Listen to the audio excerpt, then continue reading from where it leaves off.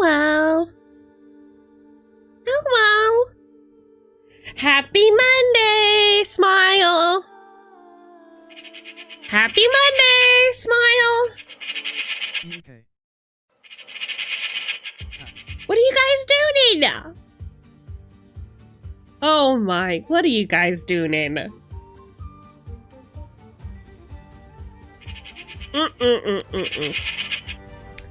Well. Happy freaking Monday. For real, dog. Thank you so much for the cax. Trying to fix your mouse? What's wrong with your mouse, brother? Hey, got to my desk at the perfect time. You did it! Y'all, anybody else kind of having like a, I don't know, like a day? You know what I mean? Hold on, sorry, I'm just turn on my other light. It's just one of those days where I'm like really clumsy and like nothing is like fitting right or looking right, or like I'm just like and on top of that, it's like I had so much to freaking do today. I woke up like 6 hours earlier than I normally do, and I was like, great, I have time to like get things ready. I have time to like do my short for the day. I have time to pump out some posts on social media. I have time to like do some socializing, and I have time to like just some time to myself to relax. Yeah? This was not the case. It was not the case, I fear. It's like since this weekend I've just been like go, and my body is just fucking tired. Me and my gran were running around for 30 minutes looking for dog feed. What happened? It was just everybody just out of it or what? I had to clean my toaster because my Pop-Tart slipped through the catch and broke. Okay, that's the worst. Fuck's sake. Same for you raptors. Yeah. Good Lord Almighty. I tell ya. It's like this. It's like this, right? I'm just like, okay, so we had an impromptu game of Mythic Bastionland this weekend. Points to the screen. Hey, thank you so much, you guys, for showing up and listening to the show. What did you guys think? Did you have a good time? I had a brilliant time. Again, it was supposed to be a one-shot, and here we are, episode 2 going, when's episode 3? I don't know, did you guys have a fun time? What was your favorite part? I'm slowly melting in the Florida sun, waiting for my niece to get off the bus. Ugh. I hate American weather. It's just the worst. It's just hot everywhere all the time because of all the concrete and... yeah. I had a great time whilst I was there. Sorry I had to dip out early. Yeah, it's fine. It's fine. It's all good. What I could hear was so wholesome and fun. Yeah. Yeah, it was a good time. It's so fun though. I'm glad that you like it. Mr. Sparrow the Fox Knight. Yeah, true. Mr. Fox Knight. Mr. Psych. I sadly was being gay with wife, so I missed it. God damn it. God damn it. I can't believe you're being gay with your wife. Well, I guess I'll allow it. Since it is gay month. 'Twas hella fun. Okay. Good. But pool parties. I had a nice pool party yesterday. Oh! You went to a pool party! Whose pool party was it? My favorite part was the cliffhanger, funny enough. Wait, the cliffhanger where, you were trying to, like, ask Fox about why you saw his shadow on the mountain? On the Howling Mountain? And then, as that's happening, all the lights go out, and whatever was up there followed you down into this... ow! Highly populated city and is initiating a fight. Hi, Nya! Esme, if you had an opportunity to be gay with wife, you too would miss it. Yeah. Here's the thing though, because I'm like so good at being gay that like I would just do both. Ow, thank you for checking your mail. Alright, I'm gonna put myself on screen so that we can chat. Where do you guys want to go? Reception, we can go to the guild board, we can go to the Scranhole. You guys can come to my office. We can go to the beach. She's that man. Remove his shirt. Take his grapes. To the bedchamber. Take them. I want those grapes on my desk now! Is there an auditorium? No. Sag. my coin purse couldn't afford an auditorium yet. Maybe someday. Not the grapes. I want them. I want them on my desk. I want somewhere with AC. Beach? The board? A stage. Okay, a stage. Something like a stage. Thank you for checking your mail. What is closest to a stage?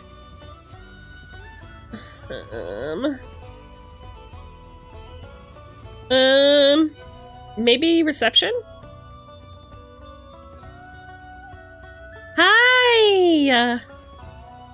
Oh, you know what? Reception at night feels very stagey. Ow! Hi! Oh. Womp womp. What? Ow! Thank you for checking your mail. Ow! Frog!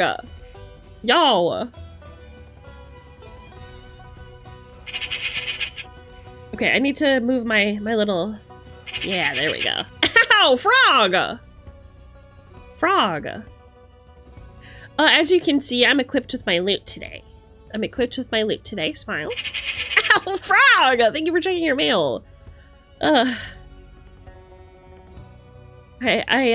just thought I would bring out the old... Ow! Fuck! Ow! Fuck! Today.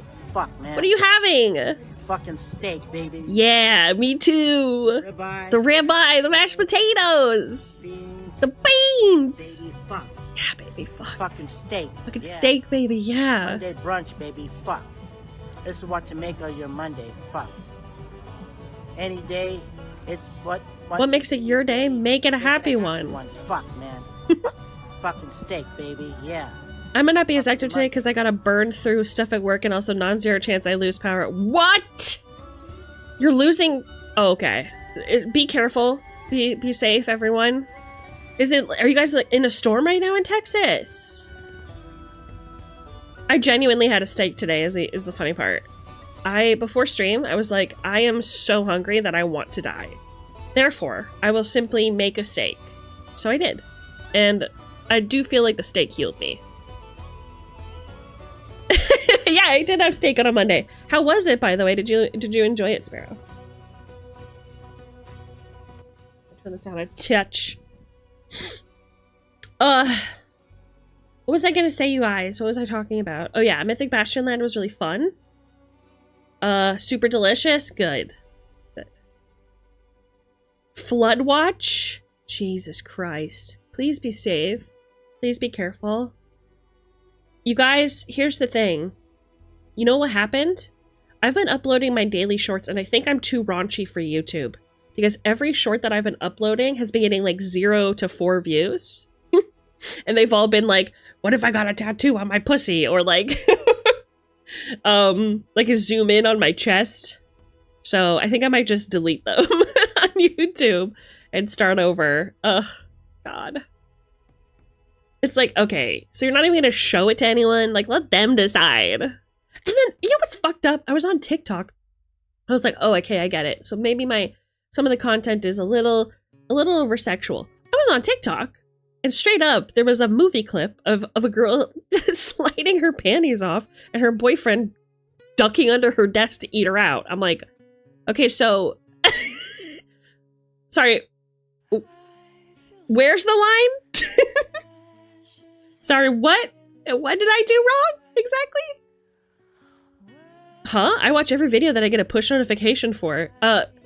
Did you see the one that I was like zoomed into my chest?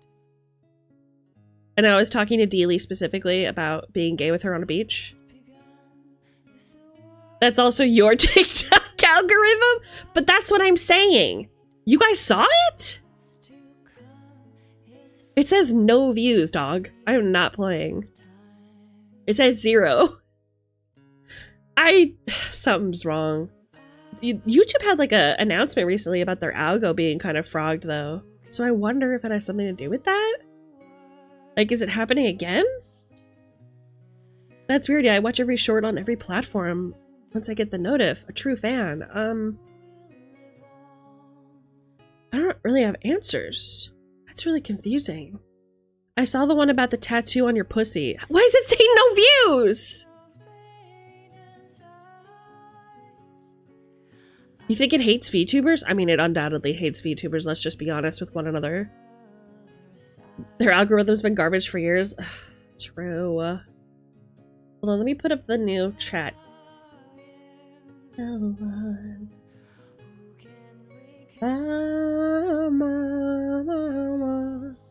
Okay, so I don't know why it looks like this. What in the frog? What? Why do you look like this? Refresh. Brother. 1920 1080. What the hell? What? Okay. You know what? I don't even care. Frog it. You guys, I'm just not gonna have chat on screen, Lamau. Who cares? Hi, Rizzy! Hi. I'm jammed for real? Esme, in case you aren't, you're doing your uploads at the top of your hour, right? Upload time doesn't matter. That's been kind of like a new thing. Well, it's not really new. Jazzy, if you're able, please share Georgie March? Wait, what? Share Georgie March? It does? Wait. No, it doesn't. No, it doesn't. It hasn't for a long time. What are you talking about? What are you talking about? It's an emote I want so bad. Oh! It's perfect! Oh my god, I want it too. How do you get it? Level 3 hype trains. How many subs do you need for a hype train? If you go higher, you don't get him? Oh. That's kind of frogged up. That's kind of frogged. I don't like them putting chemicals in the water that turn the friggin' frogs gay. Do you let— oh! Make it— oh no. I fear.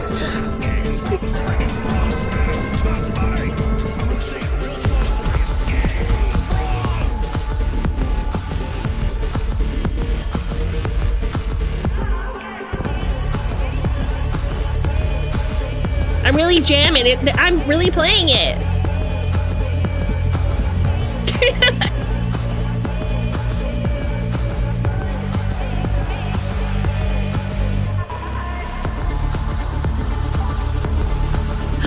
Articles, thank you for the sub. Thank you. Wozy, thank you for the sub. Oh my. You guys are spoiling me.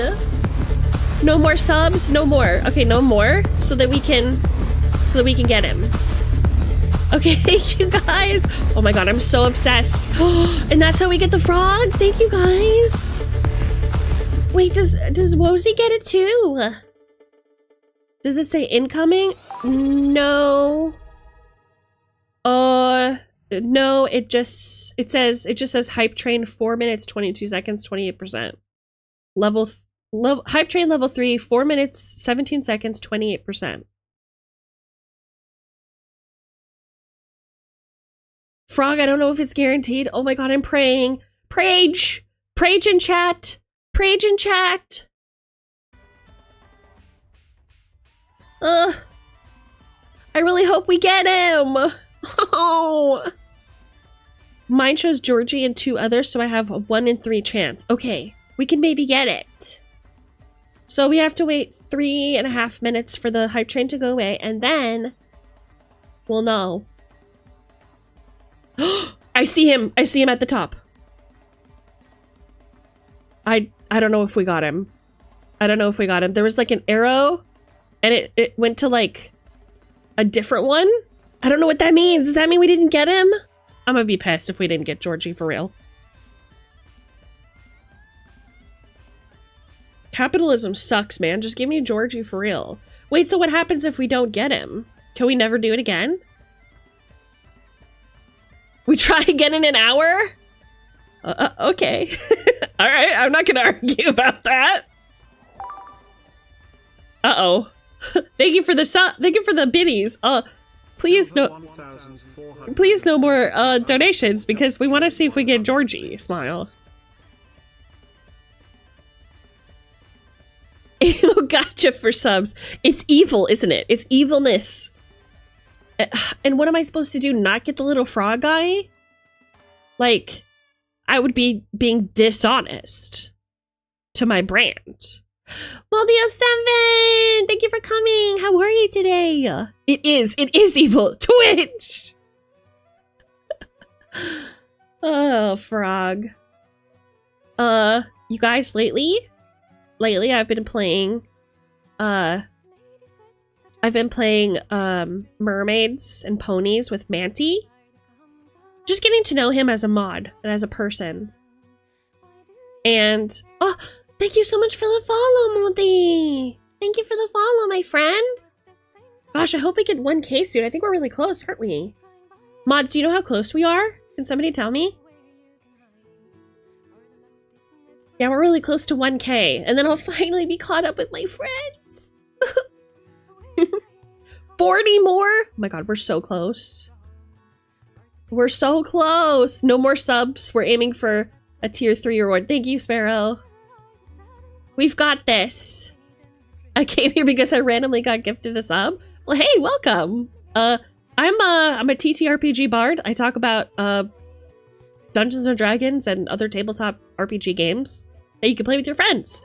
Today, in a little while, we're going to be talking about some, like, tabletop red flags. Like, what are your red flags?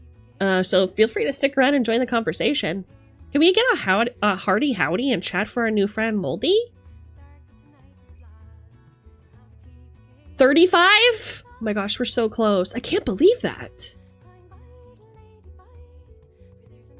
I can't believe it. Yeah, so TikTok's been kind of a bitch-ass MF for real. But what else is new? You know? What else is new? Let me think. Oh yeah, this weekend we had a lot of fun playing Mythic Bastionland. I've also been doing a lot of writing and prep and design for Black Snake. You guys remember Black Snake I was talking about? My it takes a monster to kill a monster beast hunter cowboy TTRPG.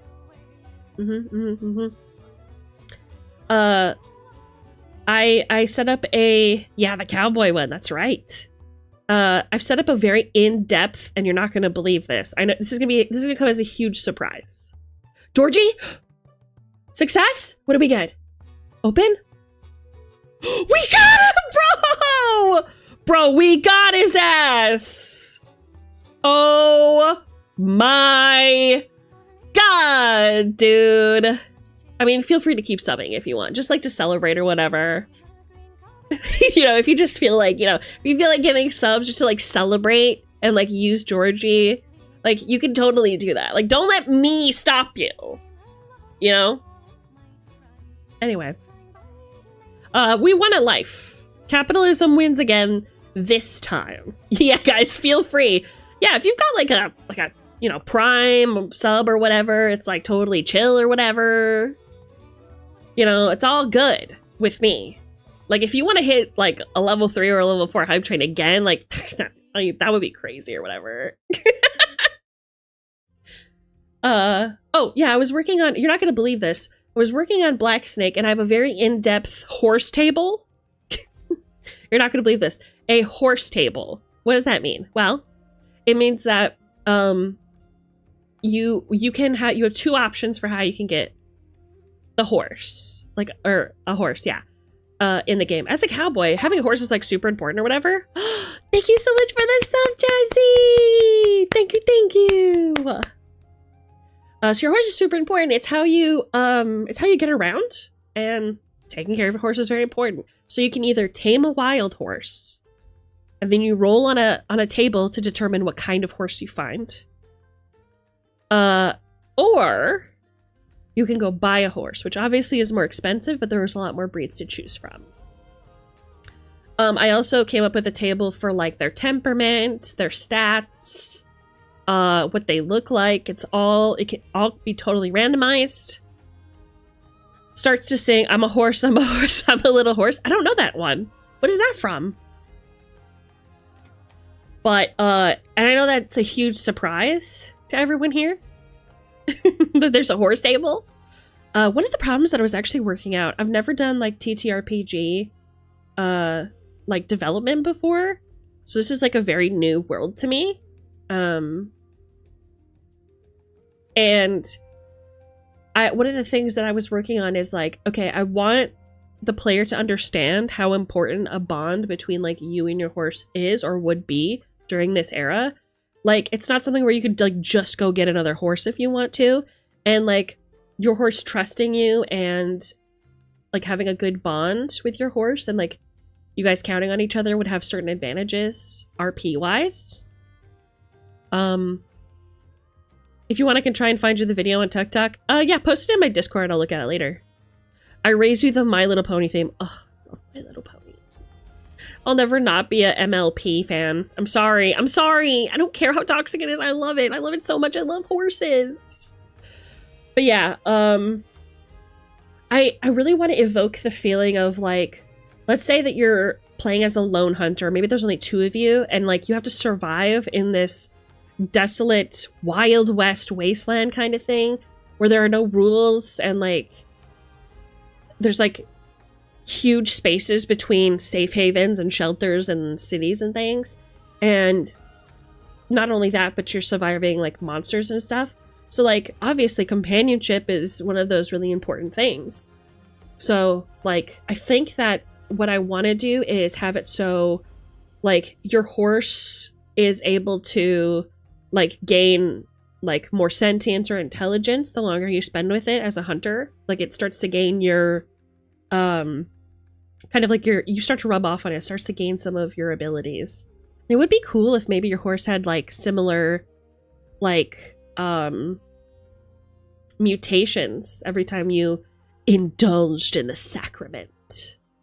Like if your horse got like horns or became a skeleton horse, something like that. Oh, okay. I'm gonna write that down. I'm so excited. That sounds really cool. That sounds really cool. My horse rubbed off on me and now it has anxiety. No. Well, I actually sing 2 different versions of that song on streams from time to time. Lamau, that's awesome. My abilities, shock horse? Sure, why not? Sure, why not? I don't see why not. That sounds sick. Like a thunder horse. Thunder horse. My horse is a scaly now, right? Like it can be covered in like dense scales or fur. Just something crazy. A Kieran? Yeah, true. DM'd you math stuff for after stream. Oh no, not math. my darkest nightmare. Thunderstruck, my horse's name. Ooh, that's a fucking sick ass name. But yeah, I was looking through some of the rules for the campaign, and I was like, I don't know if I like this. One of the assets that I had in mind was that as like similar to Mythic Bastion Land, like there would be like a bunch of monsters around the map. And the longer that they went without being hunted, like the area becomes more doomed, if you will. And then like you would have to keep track of like a doom counter. And then once the doom counter got to a certain point, then it would escalate. And I'm like, honestly, that sounds like way too much to manage. So I think I'm just going to toss the doom counter. And like XCOM, exactly like that. Yeah. Exactly. I think I'm just gonna toss it and just have it be like a flavor thing. My horse in Mythic Bastionland is named Phantom. Is it? Is that what you decided to name your horse? Oh, that's something I wanted to talk about. So, I have been recording, those of you who know, but I've been recording each of the community night sessions of Mythic Bastionland. Originally, I was editing them as podcasts for potentially the Patreon. And after careful review, I just kind of decided I'm not going to do that. So I'm just going to upload the VODs to Patreon. So if it's an off day where stream isn't happening and you want to listen to my dulcet tones, you can't get enough Esme Silverthorn content, worry not. The podcast will be available semi-weekly, depending on how often we actually run sessions, on the channel at Esme Silverthorn / Esme Silverthorn or whatever. So on, like, let's see, Wednesday I'm not streaming, but I will be posting an edited version of episode 1 of Mythic Bastionland. And then episode 2 will be on Friday. And then on Friday, I will, well, maybe I might save it for the following week. I don't know. I haven't totally figured it out yet, but it'll be either be on Friday or I'll save it for the following week. And then, of course, we're going to be running probably another game on this Friday. Hopefully. I haven't completely decided yet. It depends on my mood. Like I said, I just feel like all week I've just been zipping and zopping. But I've been really enjoying it. It seems like the players have been really enjoying it. And you're finally up against your first myth, so it kind of feels like I have to. You know what I mean? You have to fight your first myth, right? 'Tis indeed what I decided to name it. Was actually one of my first background things I did. That's so cool. What was the inspiration for the name? Can never get enough Esme Silverthorn content. This is the way. Can I get some This is the Ways in chat, please? Thanks. Cries and broke. I'm not doing Patreon anymore. So it's free. It's free. It's just too much to manage. It really is. Maybe in the future. Thank you. This is the way. Maybe in the future, if I feel like I have like additional content that I can offer, but I'm still really growing. I haven't reached 1K on any platform yet. And I have a lot on my plate. I'm still working on the game show. I'm still working on the Wayward Victorian.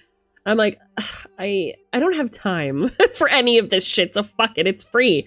So it's free for a limited time, potentially forever. I don't know, don't quote me. On YouTube. Just make sure that you're subscribed on YouTube so that you have access to it. This is the way I fear. I fear. Everybody is saying it now. Everybody's saying I fear. I love it. I'm here for it. Y'all, tell me why I was like feeling so like rough today. I was like, I don't feel like taking a shower. I don't feel like wearing any makeup. I don't feel like cooking. I don't feel like cleaning. I don't feel like anything. I just like so like go all day. And then what happened? Yeah? I take a shower. Of course it's an everything shower. Because I was like, this will heal me. It did not. I get out of the shower and I go, well, I'll put on a little makeup. I'll put on a little bit of makeup. It's just some foundation and some powder. Tell me why I did full glam today. Tell me why I did full glam. And then was stressed I was running out of time. I'll make something easy for dinner. Tell me why I made a steak-ass dinner and baked potatoes with broccoli. With grilled broccoli. Brother, I'm a glutton for punishment. I'm like, please torture me. Full glam. I'm saying. Because you deserve. And the thing is too, right? It's like I did my full glam. I did my everything shower. I did hey, guess what? I'm having steak. Fuck, man. Fucking steak, baby. Oh wait. Yeah. The ribeye, mashed potatoes, beans. Fuck, yeah, man. Baby, fuck. Fucking steak. Yeah. Monday brunch, baby. Fuck. This is what to make of your Monday. Any day. Any day. What makes it your day? Make it a happy one. Fuck, man. Fuck. fucking steak, baby. Fucking steak, baby, yeah. It's fucking Monday. It's fucking Monday. But yeah, I just kind of like went above and beyond and nothing fixed me. Actually, I lied. So the steak I feel like did heal me. I had the little steak. It wasn't like a big steak. I'm planning on kind of going bigger another day, but I had some steak. And after I became engorged with red meat and, you know, had like the blood on my fingers and I was soaked in like meat juice, I was like, yeah. Yeah. Yeah. What can I say? What can I say? Oh my god, Hazel, I thought you just called me a freak. I was like, yeah, a little bit. It's really hard to get big steaks in the UK. I wouldn't say it's really hard. You just gotta go to the right places. Esme is just taking a self-care girls day out day. It happens. Look, I'm not going anywhere. Also, my makeup, I was not happy with how it turned out. I put on way too much. I was like, I just wanted to do like a simple, like soft girl look. Why am I putting on eyeshadow? Why am I putting on eyeliner? Winged eyeliner as well? What am I doing with my lips? Overdrawing them and using lipstick. Using like stay on lip gloss. Okay, no, that tracks for me. Hello? Certified freak 7 days a week. You know it. Sounds like you were suffering from the case of the hungies. I was suffering from anxiety, and I feel like it wasn't just that I was hungry, it was like that eating that steak signified the end of my daily tasks, and I could resume relaxation in whatever form that took, right? You're indeed a freak for FST. I don't know what FST is. Oh, F steak. Why are you saying F steak? What is that? You can look good for you. No need to go out. Take a selfie to celebrate the soft girl look. There's nothing soft about this look, I fear. I look like I'm ready to go to Hot Topic. I didn't want to look this way. I didn't want to look this way. I didn't want to... it's fine. It's fine. Here's what happened, right? I put on eyeliner and I was like, you know what? I just want to blend this out. And then what happened? I was like, okay, I blended it out too much. I'll just add a little bit more in the corners. Kept blending. Ow! Fuck! Thank you for checking your mail. Hi, Mikey!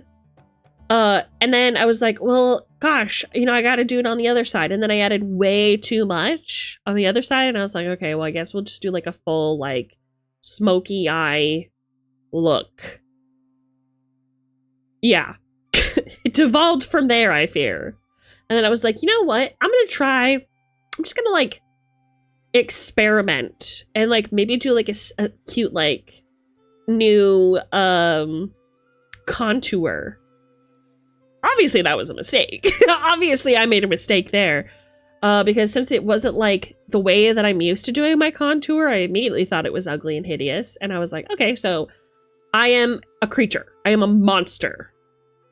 I'm a monster now. And then I had to cover that up, and then I had to blend it in, then I added more blush, and I was like, well, why don't I just do, like, a pink situation?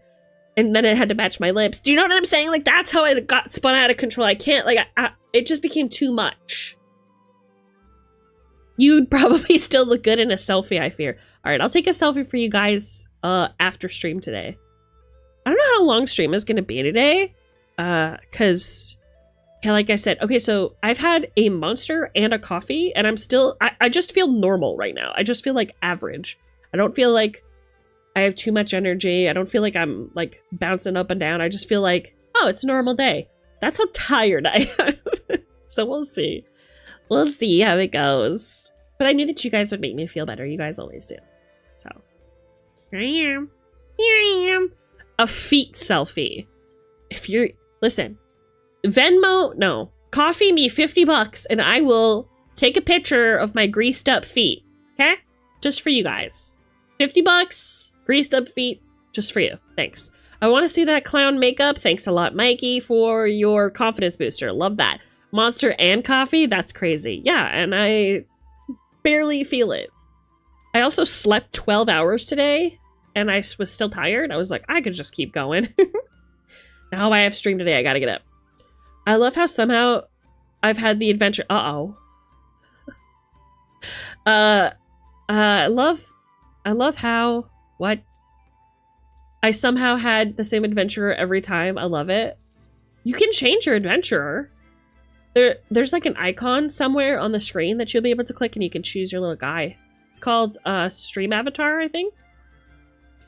Clan ladles do tickle a little something in me. Okay, Mikey. Well, that's curious. I learned a little something about my guy. My guy, Mikey. My guy, Michael. You see, that's where you messed up. You're supposed to brew your monster into your coffee while adding 5 hour energy as creamer. Don't do this. Tempting. I was like, something's gotta fix me. Something has to fix me. I haven't had any chocolate today. Maybe for a chance. Also, something else. I have started to become a peanut butter fiend out of nowhere. I just put peanut butter on everything that I eat, almost. Like, okay. Like, apples on peanut butter is a given, right? Biscuits with peanut butter? Delicious. I have gone through an entire jumbo-sized jar of peanut butter by myself in like a week. Hello? What's wrong with me? Please send that in DM so I don't have to pay attention to the NSFW chat. No one's gonna pay me 50 bucks for my feet. Relax. Damn, she upped it to greased feet too. Capitalize on it. No, come on now. Come on now. My mouse is back. Hell yeah. The double click is still an issue. Oh. Yeah, we need a new mouse. Yeah. When was the last time you got a new one? Gonna run home and check on our pets. Okay, Rosie, be safe. I went to bed at 5 a.m. and had to be at work at 9:30. I hate that. Why did you stay up so late? Why did you stay up so late? Also, hi. Hi, Gear. You bought nuggies today. You just had celery and peanut butter? Twins? So true. We are twins. We're connected by an umbilical cord. With sweet chili dip. Is that like your go-to, Mikey? Peanut butter vaccine. Why am I like this? Do I need a doctor? Am I sick? Someone check on Ohio. Y'all bought with peanut butter. I hope it's good. It is. It's very good. It's a pleasure you will never understand, I fear. You should start putting chia seeds on things you eat too. Because why? Why would I do that? Getting that protein in? I gotta get it some way. You know what I'm saying? You know what I'm saying? Peanut butter, yes. But hey, just be glad you're not infamous for putting peanut butter on your pizza. Okay, so that sounds disgusting. Is there somebody who has done that?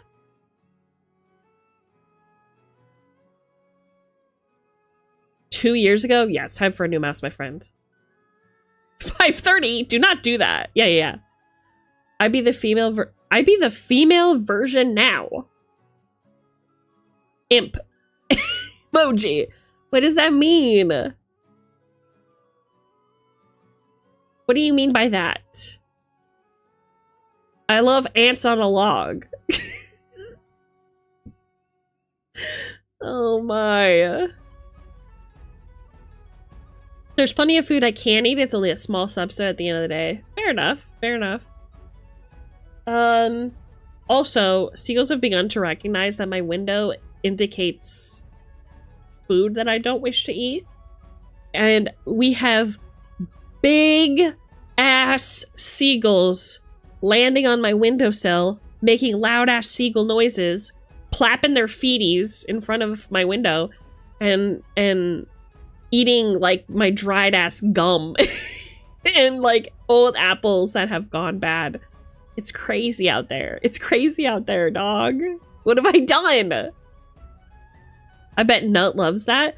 Nut is not really sure what to think of it. I'll tell you who does love it. Petey. Petey loves birds. When she sees a bird that big, she's just like stunned. Like she's fascinated. She's like, if you were a little smaller, I'd probably kick your ass.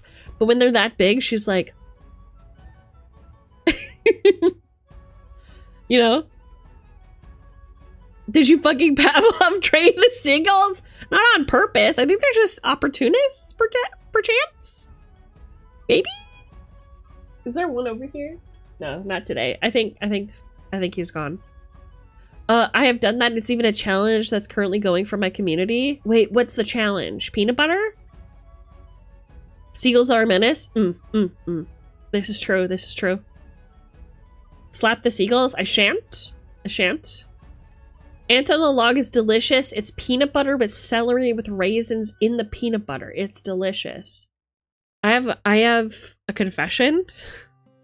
I don't like celery. I hate the texture. I love it in soup. Let me correct that. I love it in soup, but fresh celery, just like as a snack, it gets too stringy and gross. I'm like, what the fuck are you doing? What are you doing? I don't want all this fucking threads and shit. Stop. Get out of here. So all y'all who are able to like eat celery, I'm like, you're strong. You're so strong for that. I don't like them putting chemicals in the water. But turn the freaking frogs gay. Do you understand that? Turn the freaking frogs gay.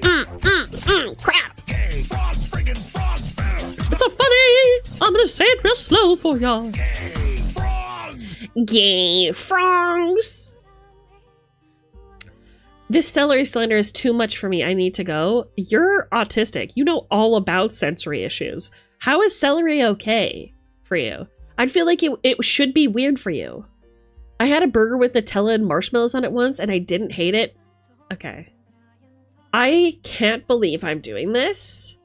I cannot believe I'm doing this. But you cannot be allowed to live. I fear.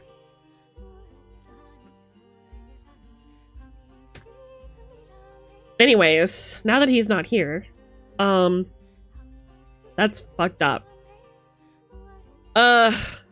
It's really fucked up. I'm sorry you guys had to see that. Thankfully, his messages are deleted now, so nobody has to relive that. It wasn't Argus. Argus is on a thin ice, but he's still here. I banned Sparrow. That's right. That's right. He deserved it. That's right. Sparrow down. 90 seconds. That's how much I hated it. That's how much I hated it. Uh-huh. Consistently stringy. See, Gear's my man for that. Gear's my man for that. Yeah, that's right. Where were we, chat? Where were we? Oh shit, they got Dad. That's right. Esme, please read what I wrote above about pizza. Please don't ban me. Oh no. Jazzy, don't do this. Are you sure you want me to read it? Are you sure? I'm gonna scroll up. Are you sure you want me to read it? Not even to the chambers, just executed. I'm saying. Okay, what did you say? I like celery, I like cucumber. That's okay, baby. That's okay. I don't see, babe. Oh. Mochi and fish egg seaweed? On pizza? Oh, here it is. I try anything once. They put peanut butter on cheeseburgers around here. And we've tried mayo, teriyaki sauce, corn, and squid on pizza in Japan. Okay. I'm letting you pass. Not just because you're my twin and I love you. But it is also because you tried it, you know? You're not saying its praises, so you can stay. You can stay.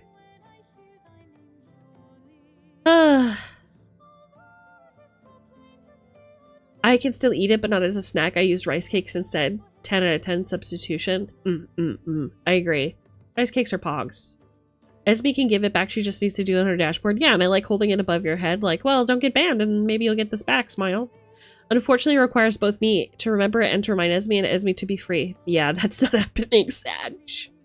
Well, don't get banned. You know? Don't get suspended. Start saying shit that I agree with. This won't happen to you, I fear. I fear. Chat, don't tell her about the Oreo spam burger. Stop it! Disgusting. I do love mayo and corn on pizza. That feels gross to me. But not so gross that I couldn't see the appeal if I didn't feel like Okay, so here's the thing. I'm not a mayo fan, but I know that other people are, and I'm not judging you. Here's my issue with mayo. It's not that it doesn't taste good, because I'll still eat it with, like, tuna. You know what I mean? My issue with mayo is that I feel bad after I eat it. I'm like, okay, this is going straight to my arteries. I am so fucked after this. So I try to, like, oh, also, go to Burger King anytime, and they molest your burger with fucking mayonnaise. Like, chill! Chill on the mayo, please. It's like, oh, you wanted a cheeseburger? No problem. You open that MF, you get fucking splash zoned. It takes six of your French fries to scrape it off. Look, I just want the taste of it. I don't want to be consumed by the mayo monster. Relax.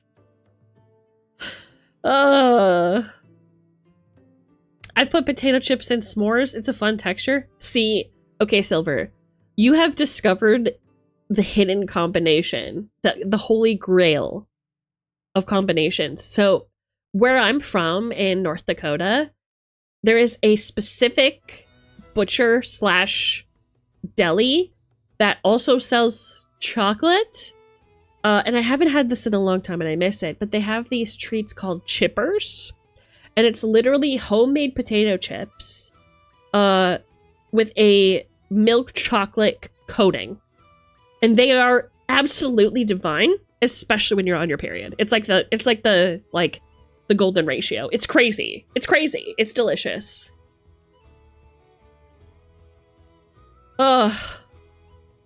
Chocolate covered potato chips are super good. Yeah. I should specify Kewpie mayo. It's the same to me. It's just mayo with mustard in it or whatever, right? Like, it still feels bad to me. Mayo grilled cheese. What do you mean by that, Shoob? What do you mean by that? I've done it with both original Lay's and Cheetos. Both are good. I don't want to know. I tried mayo and corn on pizza. I mean, elote mayo. It's so... I don't like elote with mayo. I know. But look, I'm white. I can say that. Just give me grilled corn with all replace that with like butter and salt. I'm good. I know what you're thinking. Well, butter's just as bad as mayo. I hear you. I'm also ignoring you. Smile. What about ranch? What about it? What do you mean by that? Elaborate. What do you mean? Are you calling me out on my bullshit?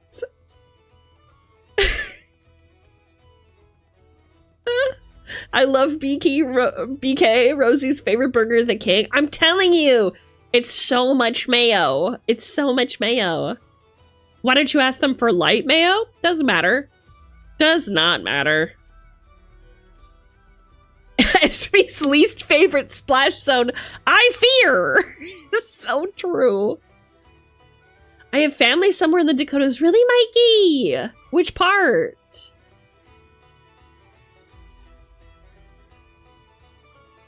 What about chocolate covered bacon? What about it? Like, would I try it? Yeah, I'd try it. It seems like it would be salty enough to be good. In desperate times, I was once in the Atlantic City and lost all my money gambling. I drunkenly ate mayo packets crying in the Shooby.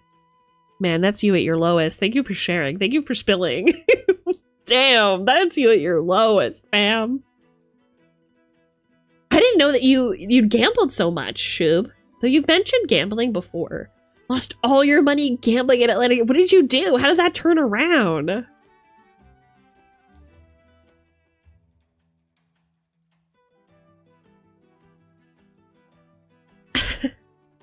Question for Esme in chat. What is your favorite genre for D&D? I personally love running horror campaigns. Okay, I'm glad you asked this.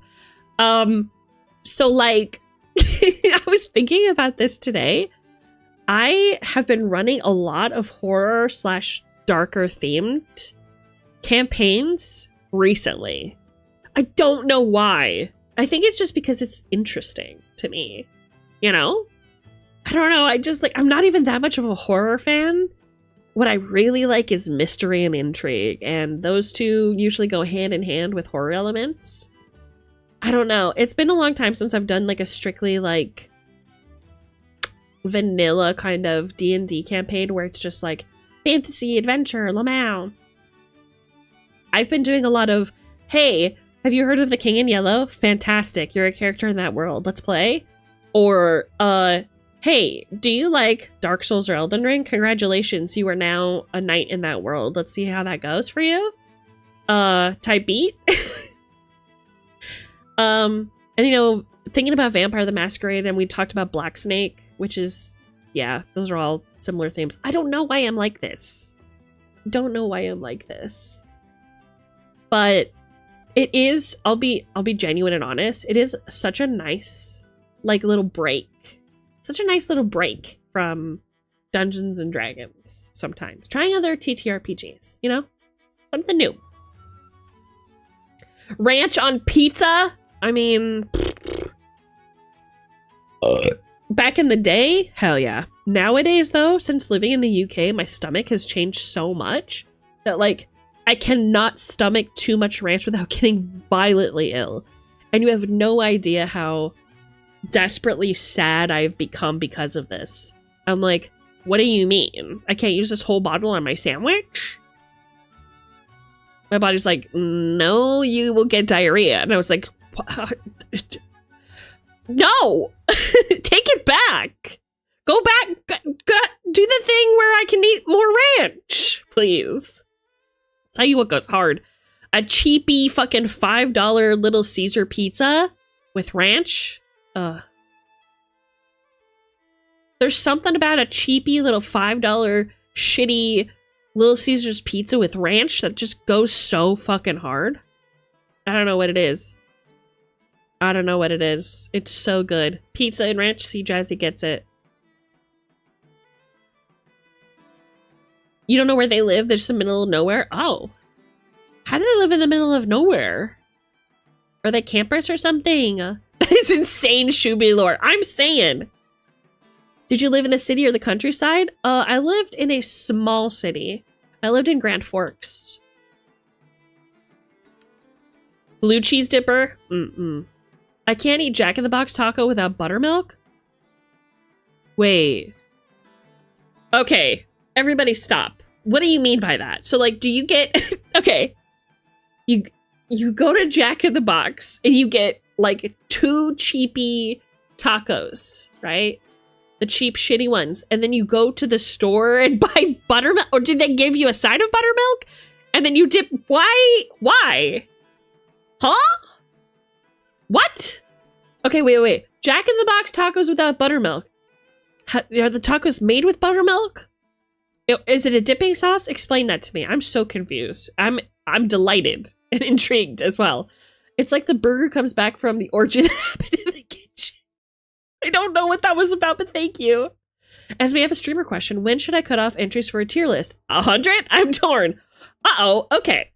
So, I would say, are you just going to be doing a stream for one day, or are you extending it? That's what it's gonna depend. That's what I need to know. It was for my sister's birthday, and I tried winning back the money I lost, and it didn't go well. Slot machines and roulette. Oh, I feel you. I feel you. Lose 50, win 20, feel like a winner. I'm so sorry that happened to you.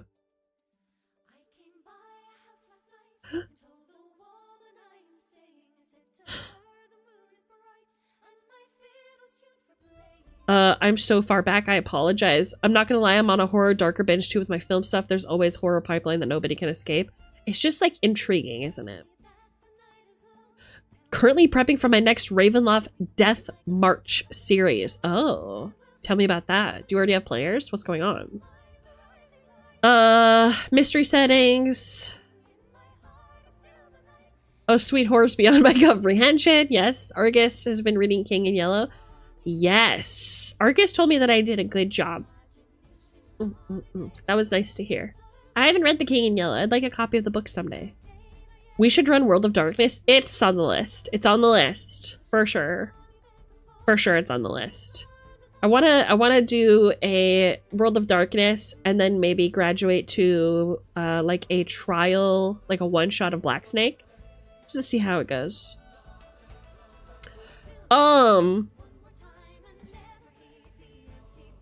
Chicken bacon ranch pizza. Oh, that sounds good. That sounds so good. Not Shubi seducing me with his meal suggestions. Every time Shubi, every single stream that Shubi is a part of, he says something that turns me on, and I'm like, ugh, gotta marry this guy. Clearly a slurfricith Yankee, I see. Maybe the food is just healthier there? Absolutely, it's healthier here. It's 100% healthier here. Yeah. Big agree. I'm a slut for barbecue chicken pizza. You would probably do well over here. It's a very popular combo in the UK. I'm gonna skip a couple of these comments. I'm just gonna keep going. I'm so sorry if I missed your comment. Have you ever tried deep fried tacos? Okay. Again, my brain is short-circuiting. What do you think a taco is? Okay, because I'm from Arizona, and specifically, I used to have a Mexican family that I lived with, for like 13 years. And how they would make tacos is probably different than maybe how you would. And tacos are usually made in oil, like they're fried already to make them like crunchy. So like, what do you think a taco is what I need to know. I apologize. One person I knew from the UK said American bread is essentially cake in the UK. That's exactly right. That actually started with Subway. So at Subway had to get a like bakery license or something like that because their bread had so much sugar in it that it didn't classify as bread anymore. So little hot tip for y'all Americans. Y'all should be fucked up for real. But also like bakeries over here just work better. Like they're just like mom and pop run shops that are just like on the street side, sell like their baked goods, and they're doing great. They're prospering. We don't have like big huge chains that sell everything like Walmart that are like putting these small businesses out of business, at least as quickly. So we have places that have been open for like hundreds of years that are still in business, and they are fantastic. So player-wise, Death March is maybe full. This is our season of the series, so the new campaign and characters, 5-6 people from S1 have said they want to return. It'll involve them going between 4 different domains of dread: not Barovia, Innsmouth, Darkton, or Sithicus. I don't recognize Sithicus. Mentioning them since they're the most famous ones. Interesting. Wait, so where will they be then? It's our true shit be fucked up for real, but at least I got Mexican food. That's why I stick with keto or wheat bread unless we splurging brioche. Oh, yeah. Genuinely. Wheat bread is kind of butts IMO, but if you spruce it up or if like the fillings are good, you know what I'm saying? It's all good. Sen ut sesumi, if I said that right. Hey, what's up? How's it going? D&D red flags. Yes, we're about to get on topic and talk about what our red flags are for a D&D game. Because oh boy, have we all experienced something that has made us go, I don't know about you. Jedi hardcore legend killer Lady Discrumpty. Welcome. Thank you for the first time chat. I don't know what you mean by that, but you sound cool. Welcome. You had a hearty howdy in chat for our 2 new friends. Smile. Just Sen is good. Yeah, sweet. All right, I'll call you Sen. Finally getting on topic. You guys, you wanted to talk about pizza. That's none of my fucking concern. Incredible name. I agree. I was call you lady from Resident Evil. I was call you? I'm sorry. I am so sorry. If this is offensive, I'm actually sorry. What do you mean by that? I'm so sorry. I don't understand.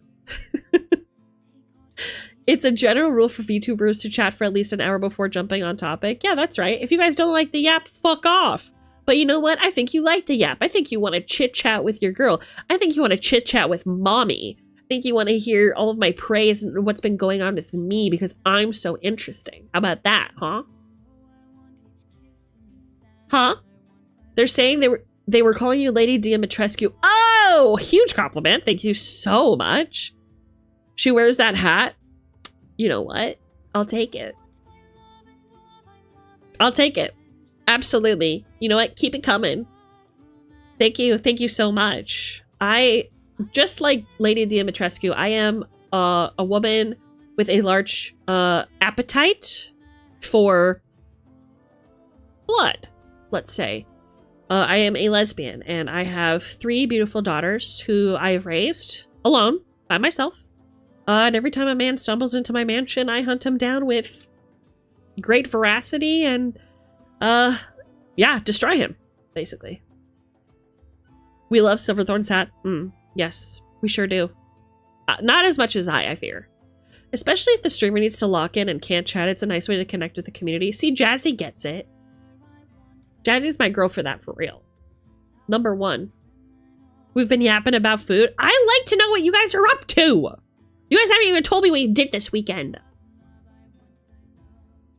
Too bad it wasn't Leon. I know, right? With his little tramp stamp. I'd grab him by the G-string and be like, what are you doing in here? I'd swing him around a little.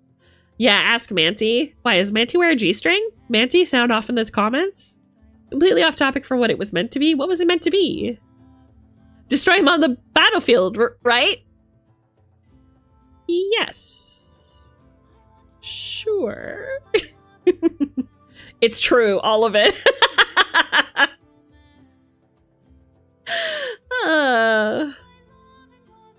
I do enjoy the yap. I'm just genuinely curious about these red flags, so I know either to avoid them or avoid becoming them.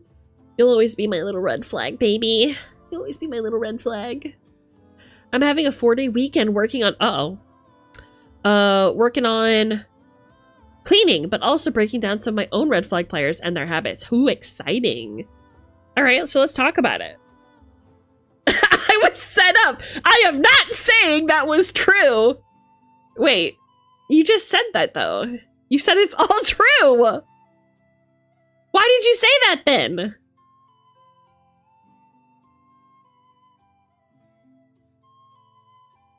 Why would you say that? It's true, all of it. I'm pinning it.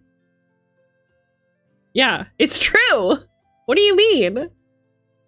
You wear a little G-string. You just confirmed? I enjoy G-strings, mainly because I worked hard to wear them properly. Yeah, don't wear them too often. You'll get a yeast infection. It's true. I fear. I fear. Yeah, we're hot and not kind of hot. On the cleaning or the red flag habits. I don't know, man. I was saying it's true something else, not the G-string. Don't pin me! It's too late, you fucking pervert. Everybody knows you wear a G-string. What kind is it? I'm just curious. Seize him. Guards? Seize him. Yo, what's up, Freeboo? How's it going? Guards, seize him. Search his G-string. Seize that man. Remove his shirt. Take his grapes. Take him. To the bedchambers. Smosh his grapes on this table.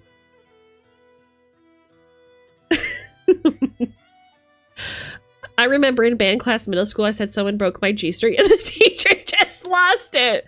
That's pretty cool. Yeah, don't be ashamed of your mankini. Why are you being so shy? Everybody's seen your fat kitty cat tat-tats. And now we know you wear a G-string, you little slut.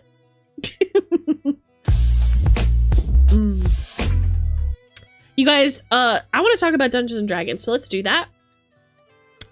Let me get my things together. 1 second. Give me 1 second, chat.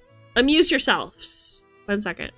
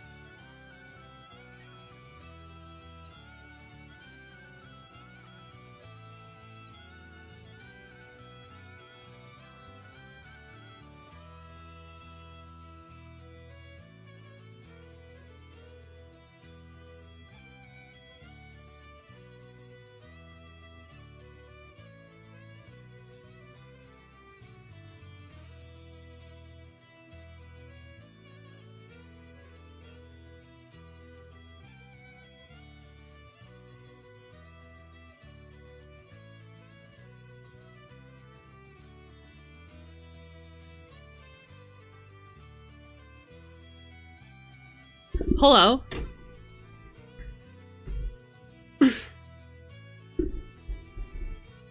Welcome back, everyone. What would you do if I told you I lied and I actually went to the bathroom? Smile. How would you feel about that? Would you be angry? I got away with it too. Sure did.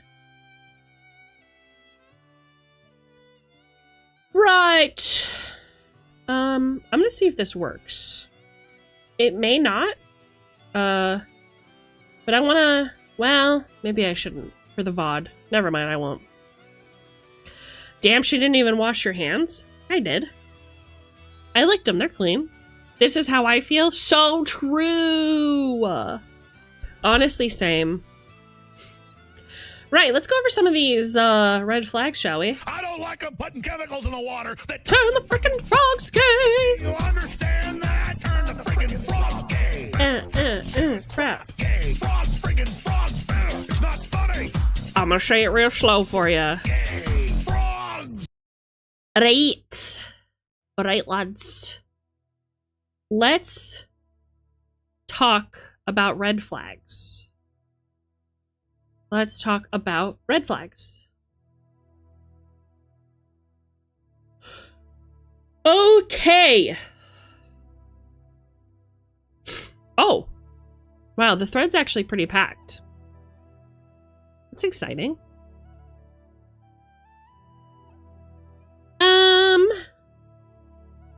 How do I do this? I think I just read them. Because I don't want to show off my Discord. That feels bad. Okay, chat. Let's review. I don't know if you saw, but Jonaya said hi in chat. Hi, sister! Hi, sister! I was peeing. How could I have seen that, Argus? I was pissing.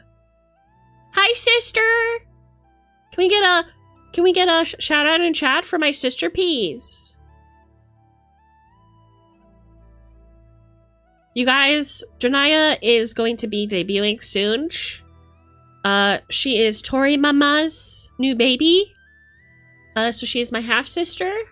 So we're gonna support her when she debuts. Aren't we, magpies? Aren't we? Yes, yes we are. We're all going to be there for sure. Okay, let's... no accidental Discord corn? No, I have all of my corn written down on a notepad, don't worry. All right, when a DM shows up to a new campaign, no session 0, they want to introduce a whole bunch of homebrew rules nobody at the table has ever heard of before. Oh my god, I agree.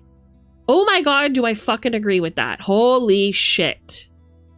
Your loot is so cute. Oh my god, thank you so much. The twins gave it to me as a birthday gift. Isn't it beautiful? I'm still figuring out how to add assets to my model, so I'm sorry I put it on a little jank. I hope it's fine. Maybe I should make it a little bit smaller. Hold on a minute. Oops. Hold on a minute. Let me just...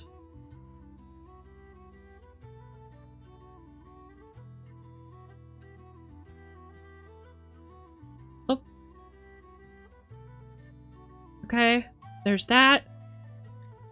I just need to fix that RQ because it was bothering me. And then what if I... Okay, hold on. I'm almost ready. I swear we're going to talk about this smile. No, wait. Oh, it's locked, that's why. Okay. So... Did that work? Did I fuck it? Get a little bit smaller, perchance? How's that? Good enough. Good enough. Okay. Yeah, no, I totally agree with this. So sometimes, and I mean very rarely, I feel like session zeros are not necessary. For example, our Mythic Bastionland game, we didn't do a session 0 because it's kind of like a random table. I had to do so much prep and you guys just had to like roll dice and show up. That's it. Right? And just by default, I am not going to introduce anything that has like big red flags like sexual violence or anything gross and weird. It's just about knights. So like, I think the worst that we would experience is probably gore. But it's one of those things where I felt like it wasn't really necessary to go into that myself. So I think that that's like a rare thing, because it's like a series of one-offs, right? So if you're running a one-shot, and it's like very, very simple, like kids on bikes type thing, and it's a group that you're familiar with, like my group's my community, I know you guys. I know you guys well enough to know what you will and won't tolerate, and there's stuff that I will and won't tolerate, so I just won't include it. And then I just do a general, hey, is there anything you're not okay with? And we talk about it. Done. But like, especially if you don't really know the group and you're not going to do like a session 0, I don't know, that I kind of agree. But that isn't the worst part. It's introducing a whole bunch of homebrew rules that nobody else has heard of before.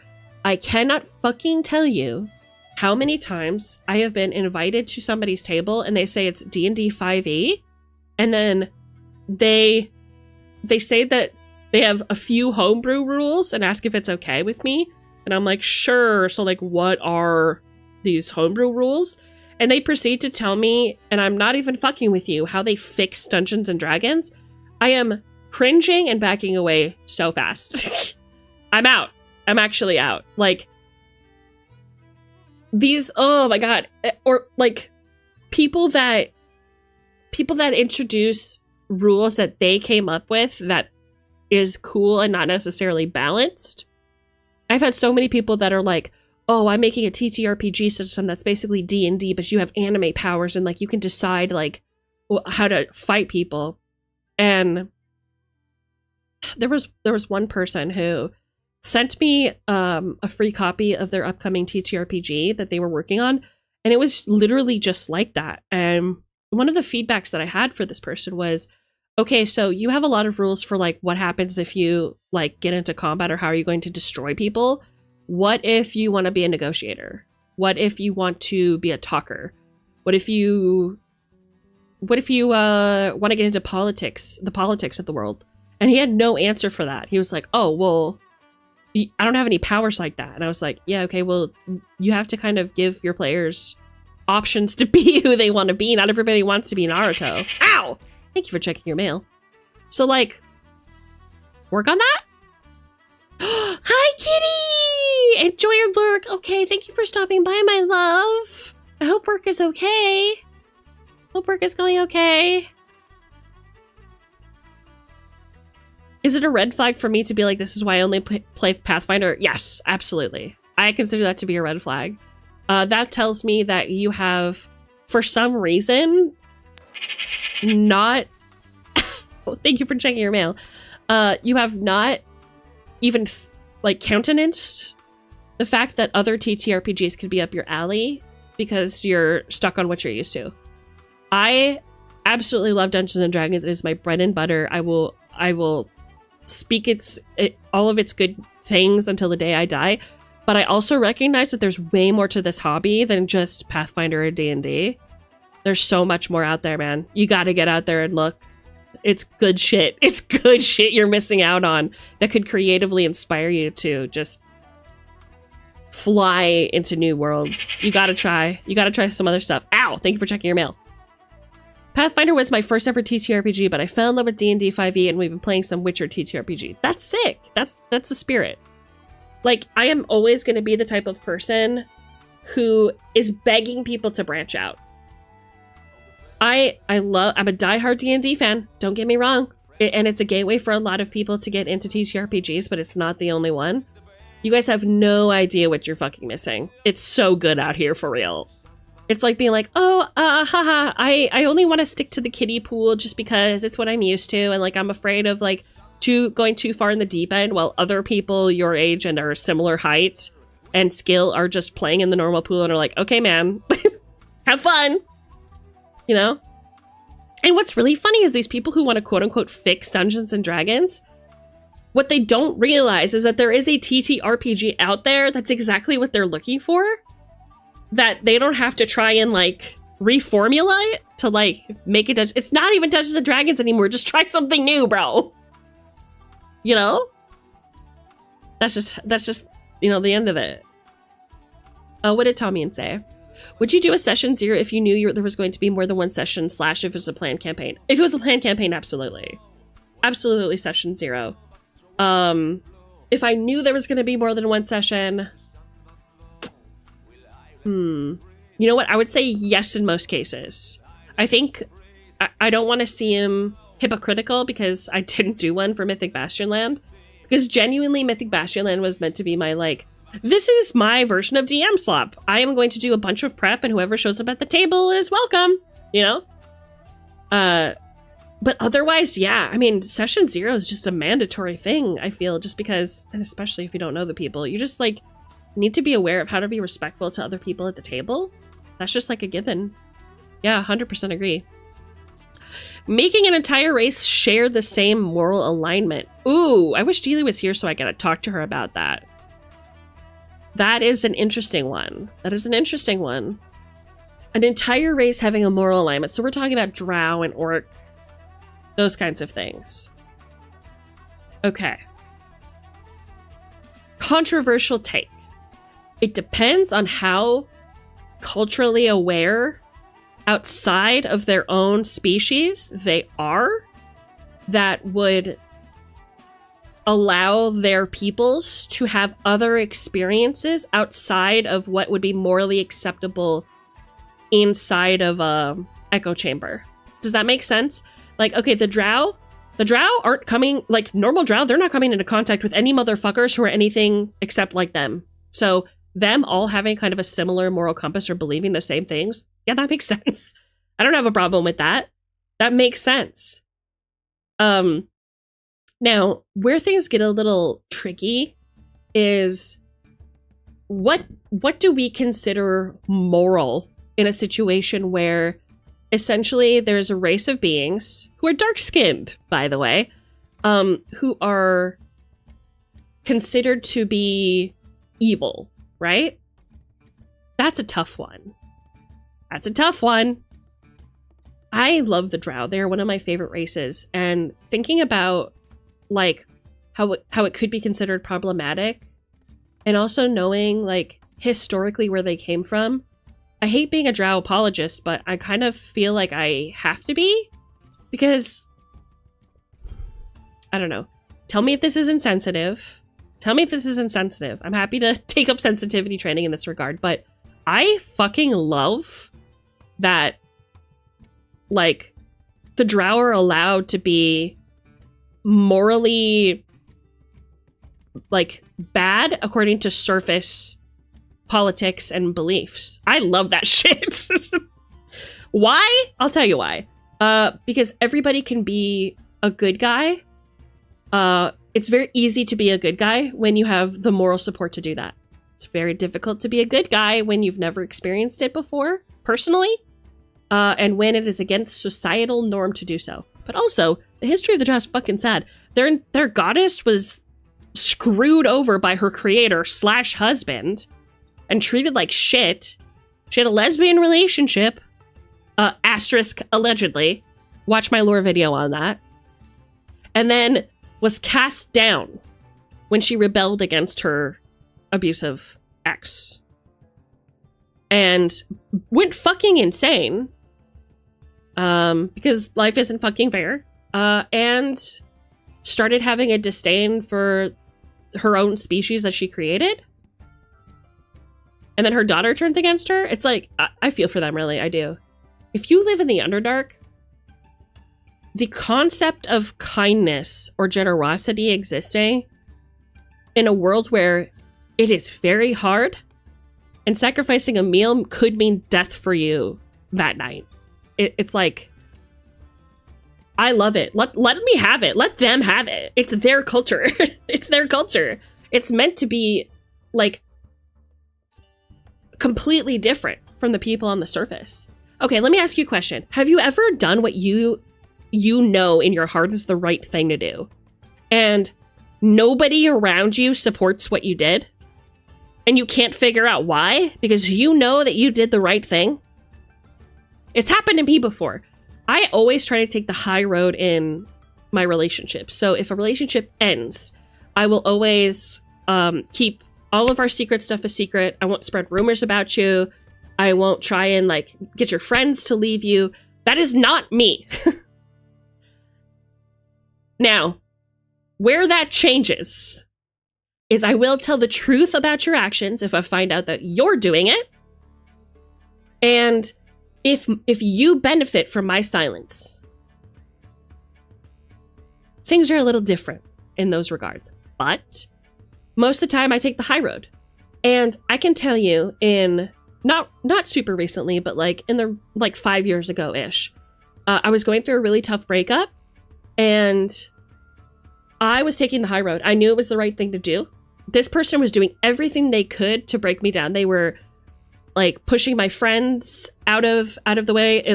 Like he tried to make me homeless. This was during COVID, by the way.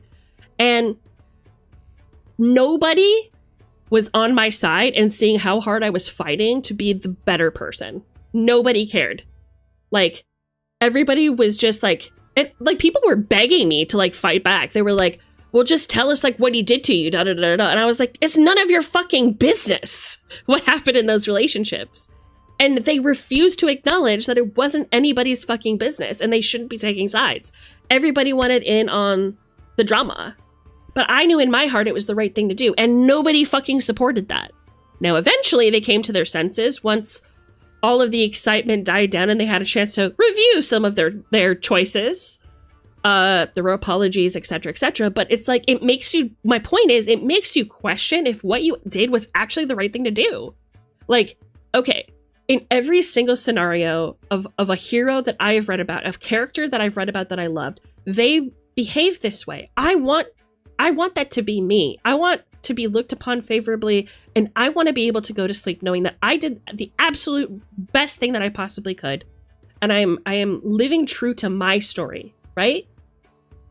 And there are still people who will just be like, why didn't you just go with it? Why didn't you just make the wrong decision? And I'm like, am I in the fucking Twilight Zone?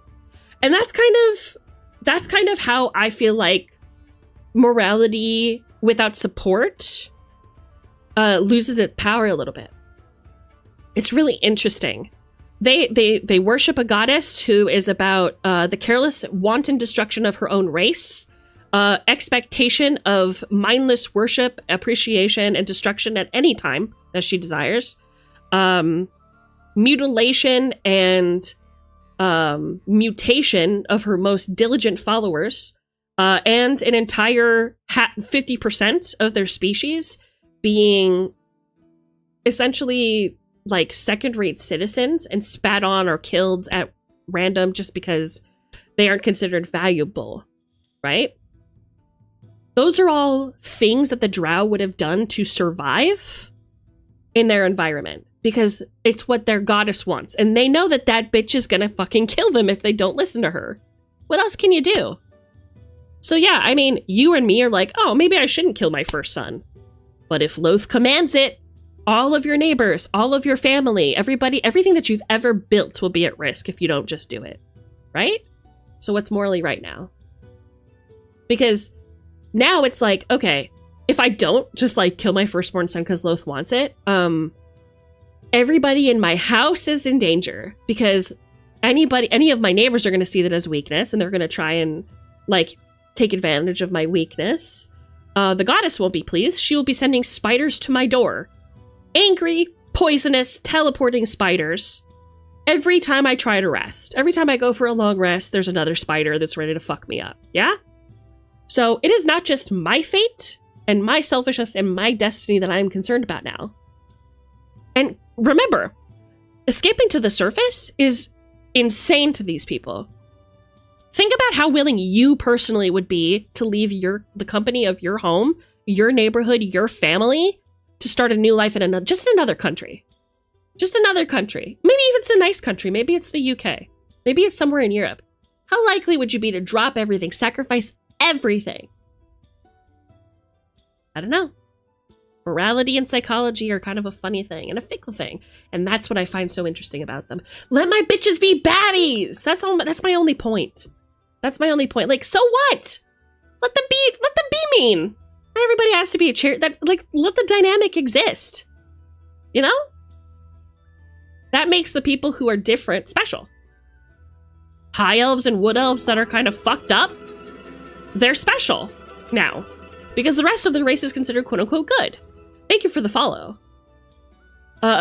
Drow, who go to the surface and risk everything for a new life and risk everything to learn new lessons culturally, they are special. Drizzt and very special. Y'all already know how I feel about him. Anyway, that's my only point. This is so hard to just like answer a question in one sentence. I'm sorry, I went off. I've missed a lot of comments. Let me see what I missed. I had a dude that turned 5e into a bad version of 3.5, and that's kind of saying something. Holy shit, that sounds awful. Smile. What did I miss? We love you, Kitty. We do. Everybody really just get her, if you don't mind. Everybody love on Kitty. Love that. Love seeing it. It's always worth checking more TTRPGs. My favorite TTRPG is a very small and niche one, but I don't care. It's my beloved. Tommy, and what is it? I'm so curious. The red flag is only playing Pathfinder, not like anything else, because the rules sets and such is a different story. Yeah. I spent a good 2 to 3 hours researching to find a good Scooby-Doo style TTRPG, and to my surprise, I found 6 different RPGs that are insanely great for it. Exactly. Exactly. Branch out. Try something new, for fuck's sake. Please. Please! We started with Pathfinder. I definitely prefer D&D because it's way less math. Yeah, and flat-footed got me in a chokehold. I ain't dealing with any of that shit. The second somebody says flat-footed, I'm like, yeah, I'm just gonna take my character sheet and have a shit on it. I'm done. I'm so watching this VOD once I get home. I'm so curious. Oh, are you flirting with me? Are you flirting with me? I hope you do watch the VOD. Kitty, future Kitty, if you're watching this VOD, I think you're so beautiful, and we still need to get together with the twins and decide what day is good for Dokapon. Thanks, smile. Gale of Waterdeep. Oh, yeah. Oh, yeah. Gale absolutely makes my water deep, if you know what I'm saying. If you know what I'm saying. Ladies, you know what I'm saying? I love my little man wife. He's so cute. Okay, what did I miss? Argus said Mind Flayers. I don't remember what that's in reference to anymore. If it's multiple plan sessions or if there are players who have never played Session T2RG, I will 100% recommend a Session 0. Absolutely. Absolutely agree. That's some old D&D style kind of game. It's giving AD&D drow and orc vibes. Yeah. We stink to aliens. Oh no. Are we talking about how D&D itself is like super racist to the races of pigment and skin? Ooh, Esme, you're going to enjoy the BG3 mod we're cooking? Wait, what? They worship a goddess that is inherently evil anyway. She's not inherently evil! Take it back. I made a drow magical girl once because I wanted to do something fun with a drow character. Okay, so you made Illustrae, I guess. That's probably mispronounced it, but that's how I've always pronounced it. Shut up!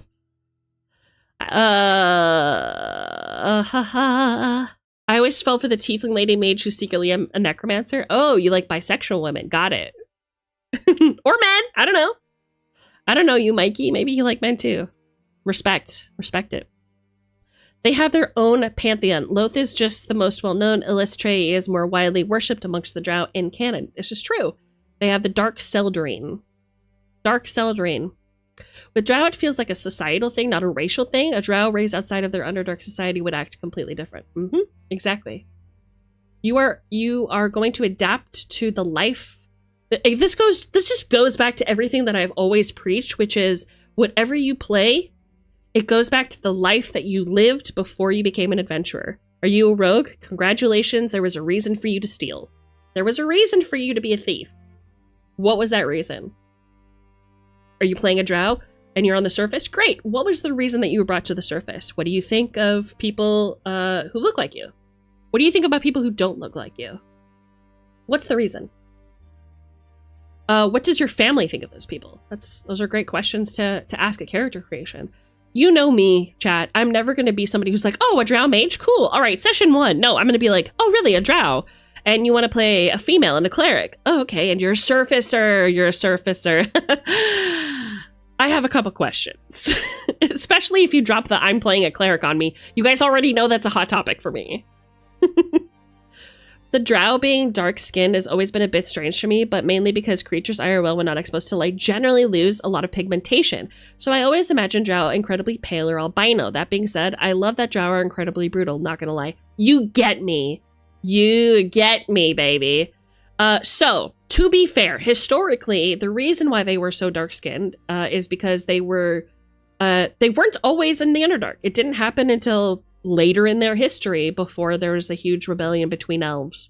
But the person who created the elves, the god that created the elves, right? Corellon Lorethian, who I hate.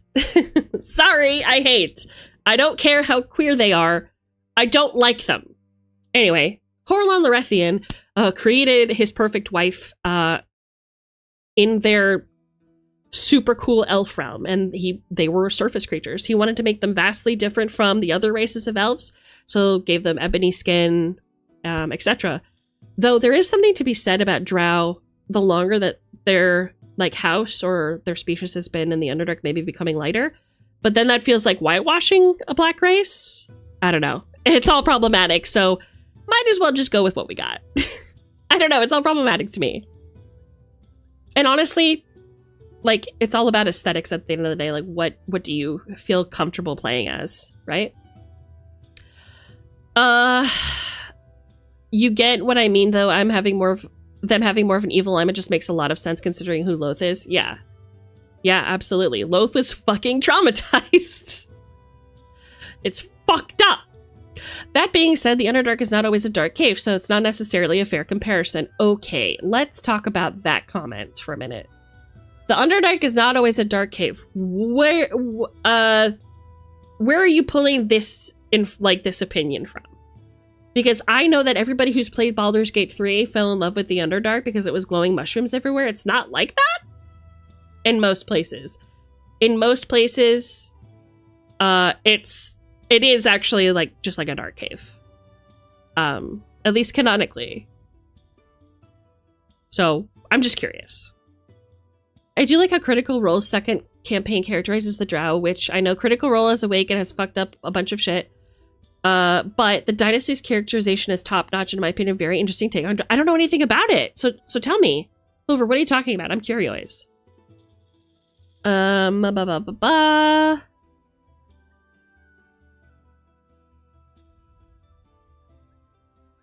Yes and no, the original iteration of drow and older D&D had major real-world issues with how they were depicted.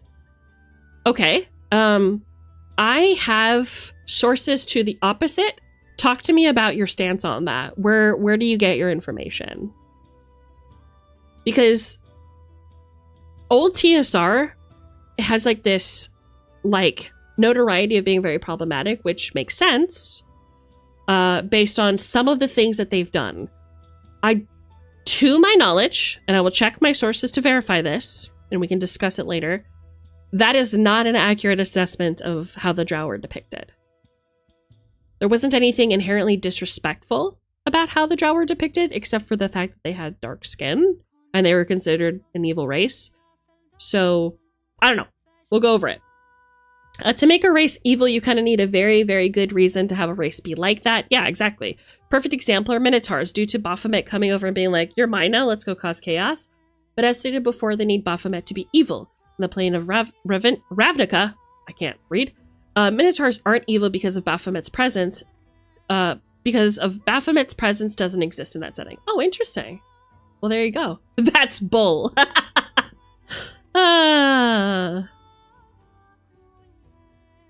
Oh, hi, Tig! I'm sorry, I'm really behind. I've just been yapping, so I'm really behind on comments. I'm trying to catch up. I apologize if I'm missing your comments. So Esme wants to be a paladin IRL. I look up to paladins, but I'm actually happy just being a bard IRL. Yep. I'm just gonna keep scrolling. I'm so sorry. Sino the crocodile followed me! Yo, Sino! So that's who followed me. Sino, I recognize you! Oh, pardon me for burping, Smile. So, you know, if you're still here, hey, what's up? I'm so sorry I'm so late. I follow you on Twitter. I love you. I love your little guy. I love your little PNG tuber, your little crocodile. You're a fave of mine. Not just drop and sacrifice everything. Drop and sacrifice everything to go to a world that will be incredibly racist to you. Yeah, exactly. That's my point. Everybody's saying hi to Sino. I am so sorry. I'm so freaking late. My apologies. Yeah, do you have any red flags of D&D? I feel like I'm so late. I feel like I'm so late. I'm so sorry.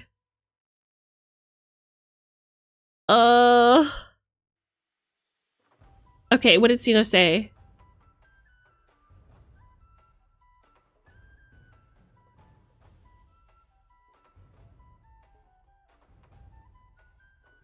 Okay. I'm gonna play Druid as me. So why do you like bears? Yeah, exactly. My small red flag, a PC has a backstory, but no in-character goals. Sino, you can come to the barbecue. Sino, you are welcome to the barbecue. I liked you before, love you now. Liked you before, loved you now. Liked you before, loved you now. Love what you're saying. Honestly, get up here. Get up here and take the mic, baby. I want to hear more. Tell me more! Preach! Yes, this is good. This is good. This is good. I don't know if that's a small back. Oh, I love that you said that. That is all I've been talking about. That is all that I've been talking about since the beginning. Ever since I started doing these yapping streams, that's all I've been saying. Have I not, chat? Have I not? Have I not?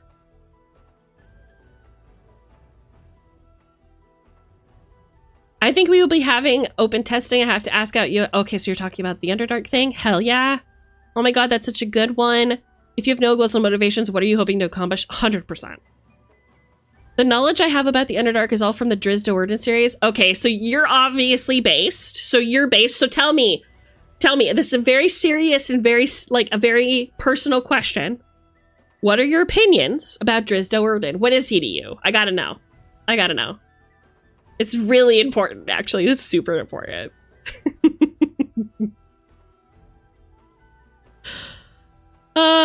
Okay, what did Sino say? I gotta keep going? I gotta keep scrolling. I'm so sorry. Sino the goat? Oh no, is Sino gone? Oh, I fucked up. I frogged up. Okay, well, I'm sorry I missed so many comments. I was really yapping. I was really deep in my yaps. Sino's here! Okay, everybody chill. If you like the Drizzt series, have you read War of the Spider Queen series? There's just something so dreamy about your questions. Something so dreamy about your questions. I haven't, but it's on my list. Puts hair behind ear smile. Smoky Haze, thank you so much for the follow. Thank you so much. My god, we're getting really close to 1K. 967, holy. Now, where was I? Yeah, everybody give a hearty howdy in chat for our new friend Smokey. Welcome in! Welcome in, Smoke. Or Haze, whatever you wish to be called. I don't know, let me know. Smile. We should make Esme get into Warhammer proper fully. I already played World of Warcraft. Aren't they the same fucking thing? Okay, I'm really excited to see everybody get really mad at me now. All right, everybody, get really mad at me in the comments. Smile. Okay, yeah, no, I'm basically an expert at Warhammer, you guys. Of course I know about, like, Deathwing or whatever, okay? Who cares? That's bait! Oh. No, really, I'm fucking serious. I'm so serious. They are not the same thing. I'm pretty sure they are here. They're the same. Bait used to be believable. They all, I mean, they both use like the same graphics or whatever, right? Warhammer and WoW are the same thing. They're in the same universe, don't worry. They're in the same universe, so basically you just need to know one of them, and then you got it. Sparrow's gonna stomp in here. Do not. I'm so excited. Tell me, is somebody gonna say something? I'm gonna choke you, not in a fun way. Excuse me, I'll decide if it's a fun way or not. Thank you very much. Warcraft, Warhammer both have orcs. Yeah, exactly. Oh my god, thank you so much for the sub, Jazzy. Thank you for giving one to Sino. Oh my gosh, thank you for giving one to Sparrow. Very much appreciated. I really appreciate that. Careful, Esme, you're treading on dangerous ice. These are scary fan bases. All I'm saying is I've spent a lot of my youth studying World of Warcraft, and they wear the same shit. Oh, okay, so here's Reader's Digest version, okay? Here's what you need to know if you don't know anything about Warhammer or World of Warcraft. Okay, World of Warcraft is about old gods creating a world of big, tough, strong men, and they all fight a lot. And they typically represent humanity's like avarice or sins in some way. And then, yeah, slavery, etc., magic, etc. And then, yeah. Warhammer 40k is the same thing, but it's like always in space. Except you guys don't have spaceships. Those don't exist in Warhammer. It's the same thing. So. Can we read Mod Sparrow? I guess.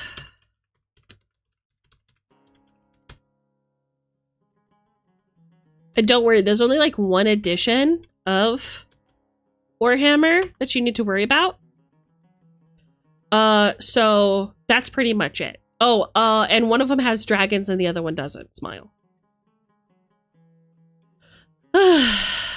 So. Okay, tell me, for those of you who say it's a completely separate entity, right? Which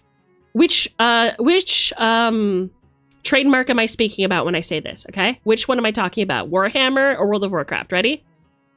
The dwarves were originally created, or like in the past were, some aspect of stone, rock, or metal.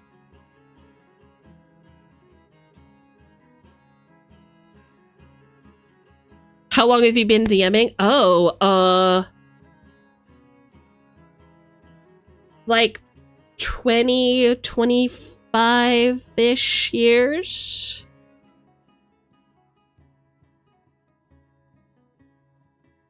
Something like that. Metal! Apollo the bird. Warhammer dwarves are different? Really? Are they? Aren't they just like... Aren't dwarves like...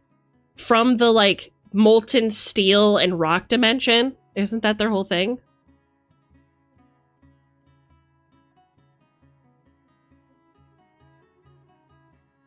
Wow, wow. You guys think it's World of Warcraft? Warhammer dwarves literally grew from the mountains? So rock is what you're saying. So rock.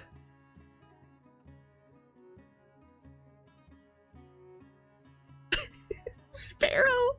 You guys, it's bait. Relax. I don't know anything about Warhammer or whatever, except for that orcs use their imagination to win fights, which I think is hella, by the way. Oh, and there's a bunch of big titty battle maidens that are just like badass, and it's canon. This is canon, by the way. All lesbians. For me. So, other than that, I really don't know anything about it. Yes, it's rage baiting. I just want to get you guys excited, you know? If you think you know more than me, and you don't, because I know everything, tell me which of the dwarfs were made from rock and stone. Oh, that's right. All of them. Every single one. They're all the same. As we've been DMing for longer than I've been alive. Well, smile.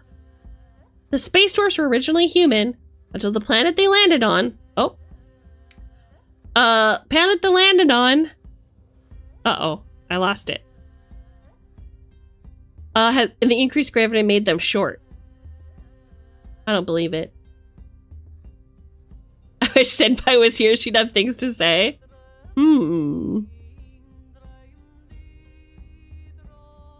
Esme's only been playing D&D longer than me because she's older. How dare you? You don't know that. Maybe I've been playing D&D since I was born. You don't know. She's making me unnaturally rage baited. I'm so sorry. I'm so sorry. Unk DM! Sino, not you two. Not you two. You were the chosen one. You were supposed to bring balance to the Force. I would love to see that. See if she can bring back her whole I'm evil bit. What do you mean? Fantasy and 40k are two separate. Then Fantasy's world blew up and they created Age of Sigmar. It's the same though, right? Same history, I'm assuming. Oh, she's a Warhammer expert. Yeah, thank you. I agree.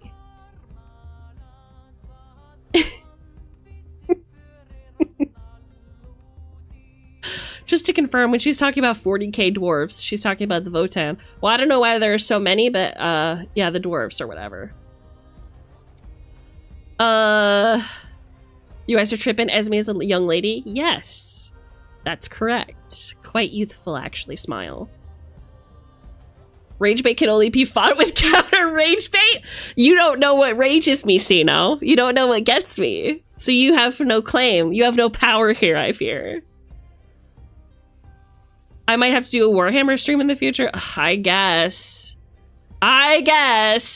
It's just like so dull or whatever. Like, so simple, really. Obviously, I'm going to be playing as the like big titty battle maidens because that's me for real. But like... Oh yeah, I forgot to mention, there's something about like a space emperor in Warhammer. It's like a big, like the super emperor or whatever they call him. I'm pretty sure it's super emperor or like the express emperor. Actually, I'm pretty sure express emperor is wrong. I know what, I do think express emperor is actually wrong. But the rest of what I said is true. It's true. Different history since they exist on separate planes. Okay, so are the dwarves of the different ones made of rocks and those ones too? You were talking about Senpai? Oh, okay. It's all a presentation. I don't need it to be explained, you guys. I did it. I did it.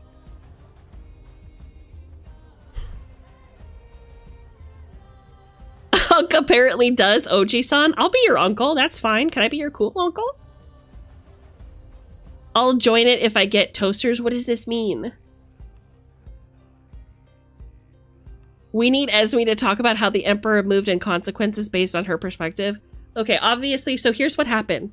So the Emperor, right? Super Emperor, Express Emperor, whatever you want to call him, same guy. So, here's the thing you need to remember. He's the Emperor. He can literally do whatever the fuck he wants. And then everybody else just thinks that's really cool and follows along. And then sometimes like a general or a higher up that there's like a lot of respect for but has like different opinions will try to break off from the Emperor and then they become enemies for a while. Tell me I'm wrong, chat. Tell me I'm wrong. God Emperor, Express Emperor, same thing. Warcraft 3 but Sparrow RPs as the general. That was so funny. Remember that? Remember when I got Sourfang to admit that he like believes that maybe there could be peace between the Alliance and that I decapitated him for his insolence? Good shit. I mean, Esme, if you want, I could do a coaster just telling you either fantasy AOS lore or 40k lore. I love you so much. And I just want you to know that before I complete this sentence, there is no way I will stay awake for that. I love you so much, and it's not you, it's me. The Emperor of Mankind? Yeah, okay, the Express Emperor. Same guy. Look, guys, if it has the word Emperor in it, I'm talking about that. There's only one guy. The rest of them are like gods of sin and death or robots with like goop coming out of them. They're all the same.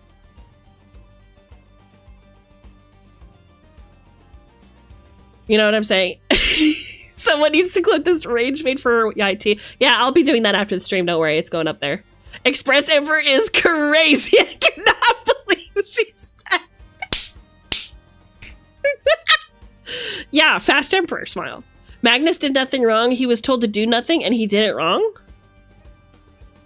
Yeah, Magnus. Magnus is like a super general, right? Express Emperor is crazy. Oh, Express Emperor is crazy. I'm keeping it up. Magnus was... Okay, so if I remember correctly, there's so much lore bumping around inside my brain, you guys. I'm really sorry if I get something wrong, but Magnus was one of the super ultramarines, right? He was like really high up in the super ultramarines. And then people started becoming too dedicated to him and started questioning his alliance or his belief in the Emperor, right? Was I right?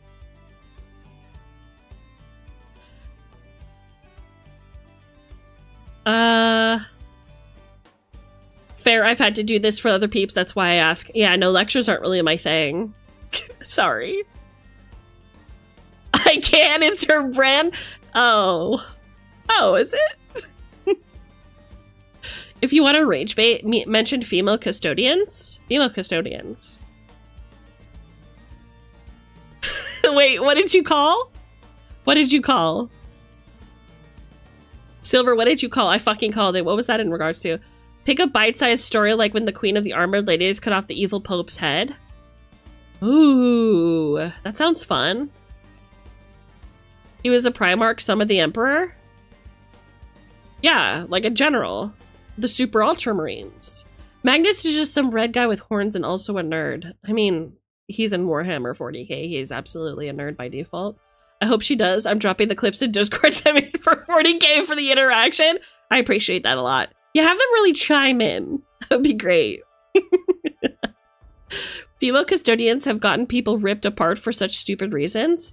Custodians, so like janitors. Why? Is it because of feminism? Is feminism killing Warhammer 40k? Is this virtue signaling?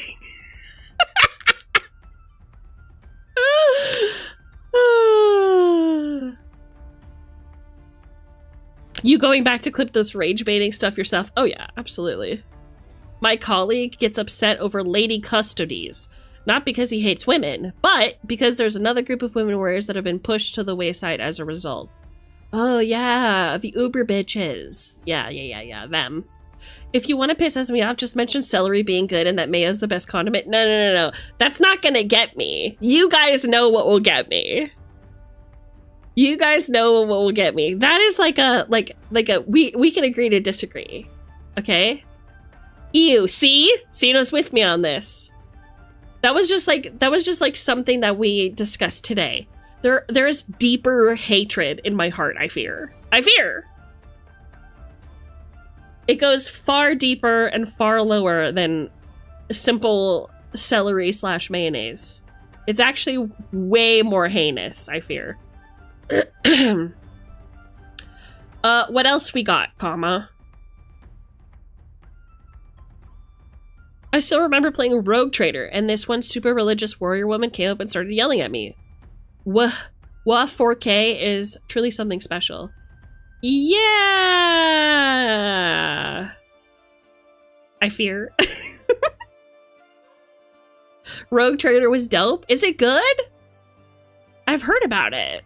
But I just figure, like, why play Warhammer 40k games? Just because, like, I basically know everything that needs to be known. Like, I feel like I've already had every experience possible because I know so much. So it's like, why bother? You know what I'm saying? What else? When the Dungeon Master won't work or compromise with you, but will with everyone else. Okay. Never. Are you still here?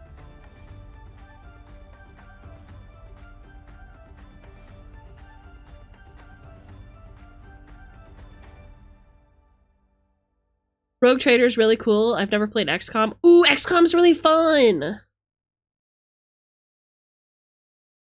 Since you know all about D&D, then why do you play D&D? Because it's a good hobby. I love using my imagination and telling stories, and I'm a bit of a control freak, so I like telling people what happens. when they do actions, and I also like overthinking. So I usually DM smile. Okay, never. What do you mean by this? It sounds like a personal experience. When the dungeon master won't work or compromise with you but will with everyone else. Tell me about that experience.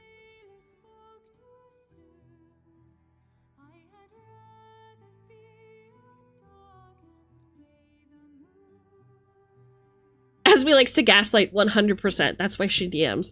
Okay, so do you like remember a few days ago when I was running Mythic Bastion Land and I quote unquote let slip that one of the groups might need to be ready for combat if things get fucked up, and then all of the combat heavy people went one way, and then the other group that went to the Howling Mountains got so fucked up because nobody was combat ready that they ended up wasting so much time and becoming exhausted, and didn't actually confront any bad guys or succeed in any of their roles, and now some of them may or may not be wind werewolves. Smile. Anyway, that was a fun time. I had a good time. Can't wait for more. Smile.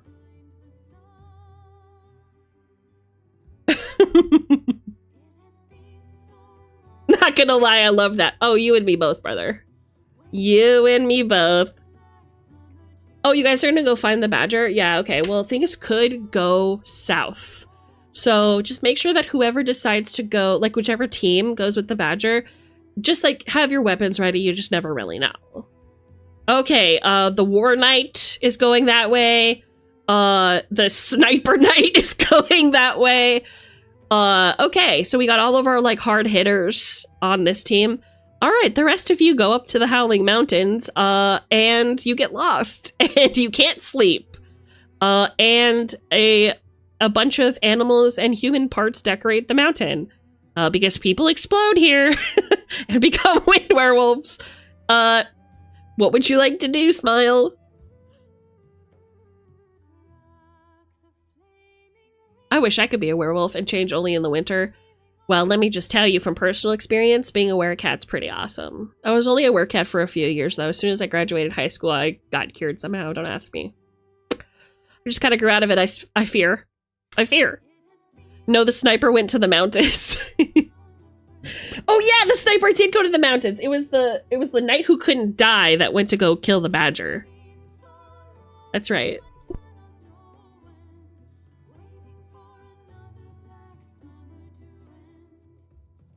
Sounds like they planned poorly. I think that they just didn't know what they were facing, which is fair because they didn't know what they were facing.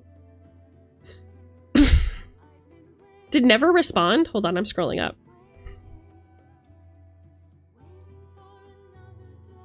I don't think so. Oh, you posted your response in Discord because it was too long. Okay, got it. Okay.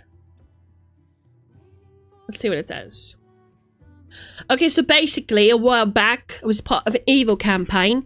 We was doing our best in trying to have fun, but I was not able to play for almost 90% of the games. Would try and bring up with the dungeon master, but he would not budge on all the things and got everyone else to play while I was in the background. Eventually, they came to a point where he tried turning all the bad guys into good guys in a single session, and I tried working around it, being like, hey, maybe I can go through a redemption arc and rejoin the rest of the party, and he basically told me, no, I'm not doing that. It's kind of fucked up. To be fair, though, you weren't present for 90% of the games? So I have to ask you, sir. Why did you want to keep playing? Because it sounds like you really weren't there at all? And also, question for the DM, why would they want someone to join who openly said that they weren't gonna play the game?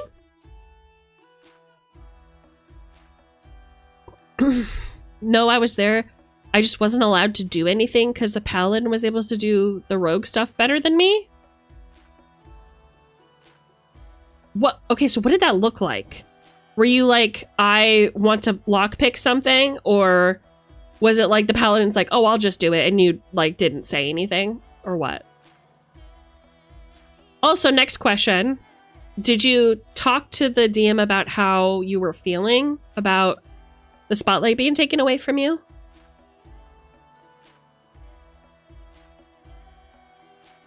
insane paladin choice. I'm saying, like, there's so much going on here. No, it was more like every time I would try and do something, the paladin would match me in anything every time I tried to be like, hey, can I try and do this? The Dungeon Master told me, hold it, these guys are doing something and completely would forget about me. Okay, so it sounds like the DM was favoriting. Yeah, exactly. See, no. Extra skills, etc. Yeah, that's weird, but also, like, it sounds like you needed to talk to your DM, and it sounds like it's something that you needed to stand up for yourself and be like, I am not enjoying this game because of A, B, and C. And like, I need to know if like you genuinely want me here because you're forgetting about me. Communication is always like number one. And even if this DM like didn't like you and like was genuinely trying to like push you away from the table, confronting them is better than not doing anything, because then they can't get away with the I didn't know thing. You can go, okay, yeah, but we talked about that and it's still happening, you know? But genuinely, you shouldn't have to deal with that. I'm sorry you had a bad experience. I would have left. I would have left. Communication is key in almost all things. I would argue everything. No, almost all things. There are sometimes when communication is not useful, like when you're trying to like sneak into someone's house. Maybe not communicate that, but like, you know, in relationships, etc.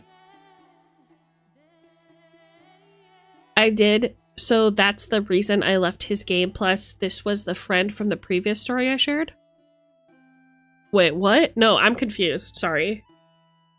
Previous story you shared.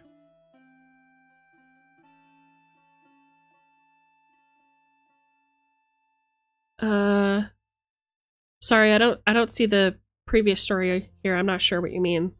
But hey, I'm sorry you had that experience, man. In the future, just leave that fucking game, for real. For real. Yeah, if a group isn't communicating, they might as well say they aren't friends. Yeah, exactly. And here's the thing too, right? If you try to communicate with people that you're in a game with, and the communication does not go well, or does not leave you with confidence, I mean, you should take that as a sign too, that it did not go well. And I think it's important to also think about how you may have come off too. Because some people will be very like, you did this, you did this, you did this, and they don't see how they themselves could also improve their behavior, or like what they may be doing that might be turning off to other people at the table. Because, I mean, I cast Bardic Inspiration. That's my shoopy. Because some people... Okay, I'm just gonna say it like this. People don't hate people for no reason. They usually have a reason for like having bad vibes about you, at least as an adult. It's either because somebody else told them something about you that they didn't like, or because they really don't know you. So it's a good opportunity for you to kind of explore that. I would say, for anybody listening, including Never, when a situation like that happens to you, be curious, not angry. Be curious. Find out what happened between you that like caused this like interaction to happen. Because you have nothing to lose. Literally, if you figure it out, guess what's going to happen? You're going to enjoy game. Period. And like, let's find out that you discover that one of your friends actually isn't your friend at all. Like, that's a really good piece of information to have. And also, you're just kind of sparing yourself the trouble for people that just like don't give a fuck about you. It's hard. I know it's hard because there aren't like always a lot of like places for you to play TTRPGs, but like, I would rather pass and look for another TTRPG group than force myself to deal with that every single week. For whose benefit? It's a waste of your time. It is actually really and truly a waste of your fucking time. Don't do that. Tomorrow isn't promised. Why are you wasting it with people who treat you like that? Tomorrow isn't promised. Why are you wasting your time? That's just general advice from me to you about anything, really. Tomorrow isn't promised. What the fuck are you doing? Whoa, that wasn't me to redeem it this time. It's always a pleasure to hear my Shubi's voice. Getting all too real, Rena. Yeah. I would rather not play than be in a shit group. It's better for everyone. Because then all you have is bad stories and bad relationships and bad vibes. There's so much good out there for you waiting for you to explore it. I've walked away from groups when I found out I wasn't even a thought for the others when I wasn't around. What do you mean by that? What do you mean by that? Okay. What's next on the list?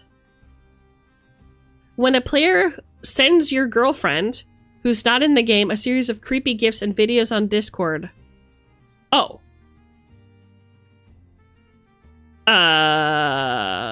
Yeah. I would say that's a red flag.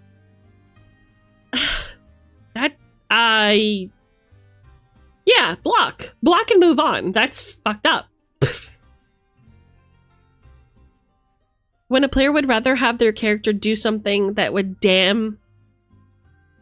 Wait. When a player would rather have their characters do something that would damn and have another player use their character forever because that's what their character would do. Sorry, you're gonna have to word that differently for me because I'm confused. When a player would rather have their character do something that would damn. Hi, Arc Raven! Welcome! Welcome! Can we get a hearty howdy in chat for our new friend, Arc Raven? Thank you for coming! How you doing? We're talking about D&D red flags. Welcome. Damn the other player, as in they make it so they go to hell and can't be brought back. Okay, so it's a very specific situation. Okay, so when a player would rather have their character do something that would send them to hell and have another player lose their character forever because that's what their character would do, and they don't have their character change their ethics, morals to revivify another player's character. There's a lot of theirs and theys in there, so I'm not getting the full story. Can you do me a favor? Can you rewrite this using like names? So when a player named Bianca tries to resurrect player Chad, do you know what I'm saying? I don't completely get the picture here. I'm so sorry. They blamed their character's faith for why they didn't want to resurrect another PC. Okay. For that last part, I don't necessarily disagree. Okay. Let me explain. If it is against their character's belief to cast revive spells, I think that's a very cool and interesting storytelling / role-playing feature. That being said, everybody in the group needs to know that is what this player's beliefs are way ahead of time. And be prepared for an inevitable situation where that might happen. If somebody dies, that this person is not going to resurrect them. So then what are they going to do? To kind of force a player into a box and say, well, you have to change your character morals because we just need you to. It's kind of fucked up. But also, like, I understand your point. There is something to be said about, hey, this is a group game. We should all be playing together. But on the other hand, like, you guys let this player play as this character with this moral compass. So, like, you kind of knew it was going to happen. It's your fault. It's all I'm trying to say. I'm trying to be nice, but, like, genuinely, like, people at the table should have been well aware that this was the case and not expected someone to just change their character at the drop of a hat. Prepare. You guys okayed this character to join your campaign. Don't okay it if nobody's okay with it. Say, I don't think that this is the right character for the mood that we're trying to set. Let's talk about changing things a little bit for you. Right? Does that make sense? Like, just tell that person no. Just tell that person, no, you can't sit at my table. Good evening, everyone. Gold for XP. Welcome. Can we get a hearty howdy in chat for our new friend Gold for XP? Welcome. We're talking about Dungeons & Dragons, or TTRPG, really, red flags. Okay, so player A, Mark's character, had died in our campaign. The party decided to vote to decide to bring him back. Why was there a vote? Nobody decided to try and ask the player. And the cleric weirdly bullied others into making it a 3-to-1 vote against bringing them back. Why was there a vote? Why was this allowed? What? I'm assuming this isn't a game that you ran, babes. I'm assuming that this isn't you.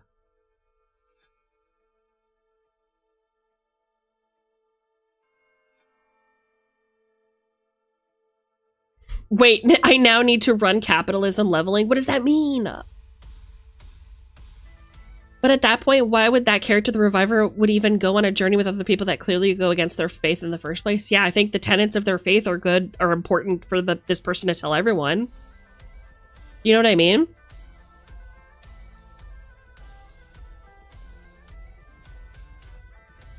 Yeah, why would there need to be a vote? Another great question. Fun fact, my name is a reference to a really old D&D rule where treasure value used to contribute to XP. Oh my god, that's so fucking true!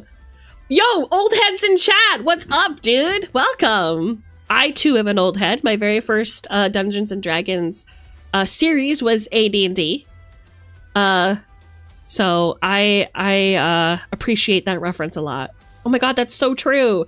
I completely forget about some of the old rules. It sadly was one I ran. Oh. Why did you let that happen? You're in control. Why did you let that happen, you stinker? Oh, I'm sorry. I'm sorry I was so harsh, but okay, D&D has me so true. I imagine that it was just a learning experience, right? Like, it's something that you went, okay, this will never happen again type of thing, because you're a very experienced, lore-loving DM. I can't imagine that this is something that would ever happen again at your table. That's crazy. That's crazy. I started with 5e and hated it so much that I decided to explore other games. Really? Okay. Hot. That is a hot-ass take. Tell me why you hate 5e. What do you hate about it, Smile? And what other TTRPGs have you played? Out of curiosity. It was an early one in my D&D DM career. Ooh, it hurts. I've been there. I've been there, Brother Bear. Good on you for trying other editions and games. Yeah, 100% agree. I'm always out here begging people to try other fucking TTRPGs and other versions of D&D. Like, again, I can't understate this enough. Like, whenever people go, I like D&D, but I wish the rules were different, I'm like, okay, try a different game, because literally the complaints that you have about the system are probably result in a different version of the game. You like high fantasy? Great. That's a category of TTRPG out there a billion times over. We will never be in shortage of a fantasy, like a high fantasy setting.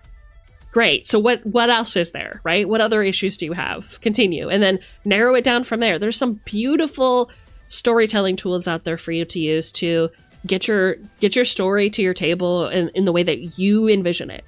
And sometimes it starts with D&D and you go, actually, maybe this isn't living up to my vision very much.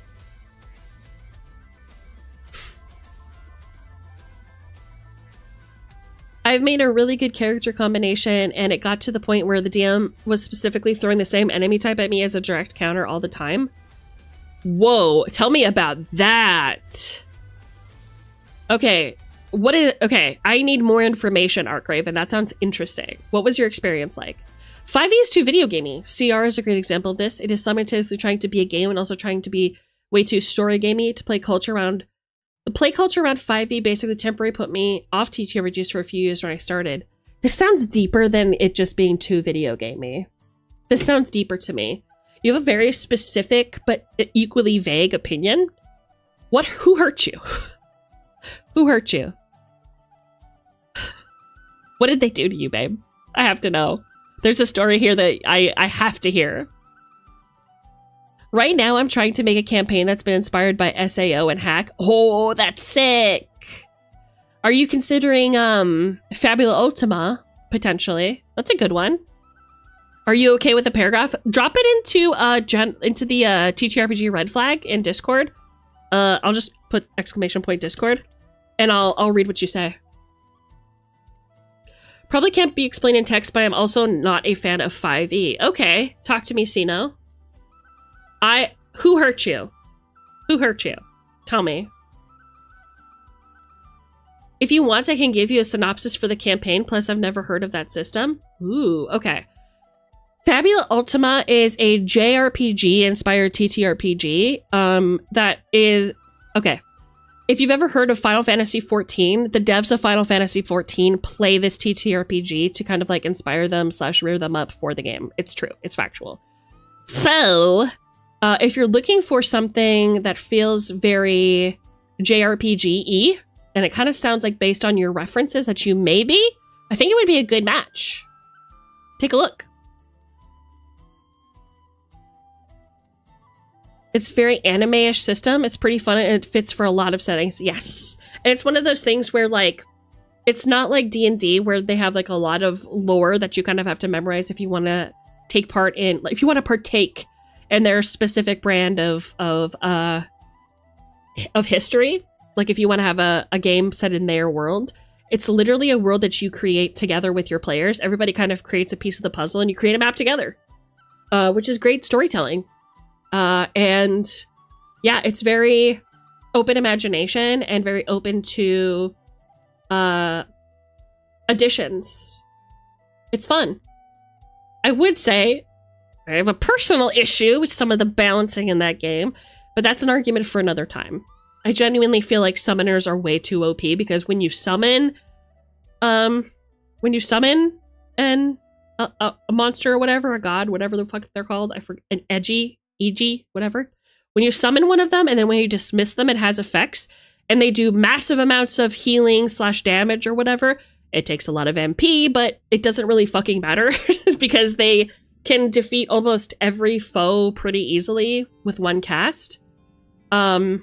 Yeah, it's just... as somebody who has been at the table with summoners, it makes me feel like, okay, so what am I here for? You guys don't really need me, right? Konosuba TTRPG, pick the isekai person background.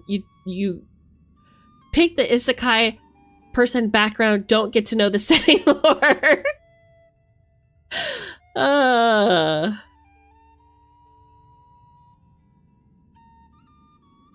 And you said put it under messages to buddy. No, put it under TTRPG Red Flags, please. I'll tag you.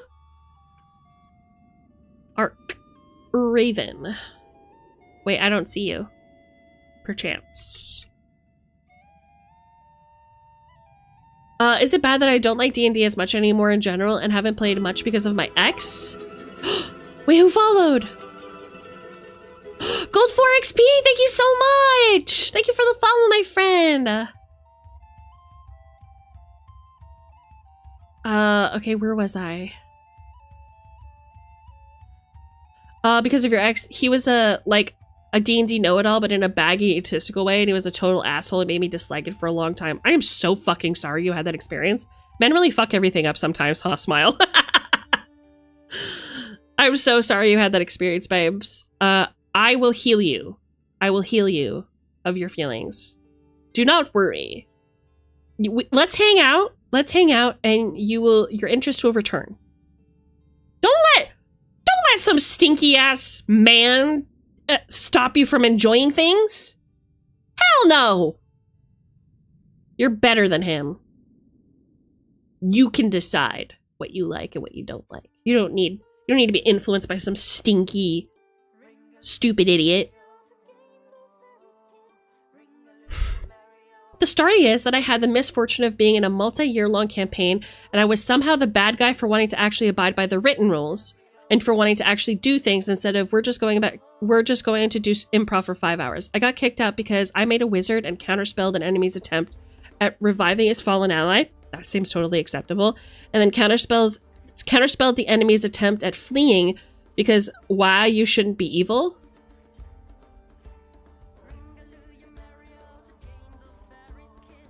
I'm thinking, how does...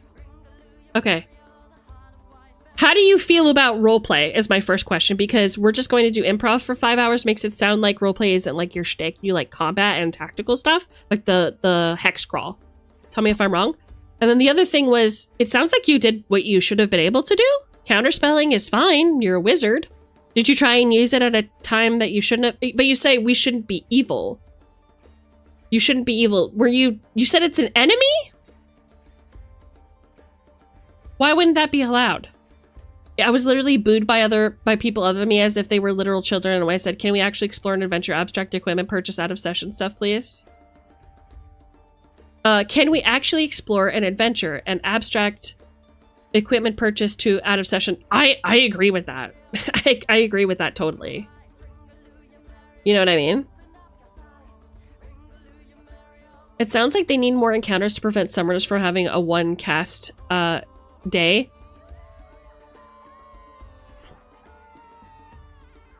I'm thinking. It is built into the kit. It is built into the kit for summoners to just be OP.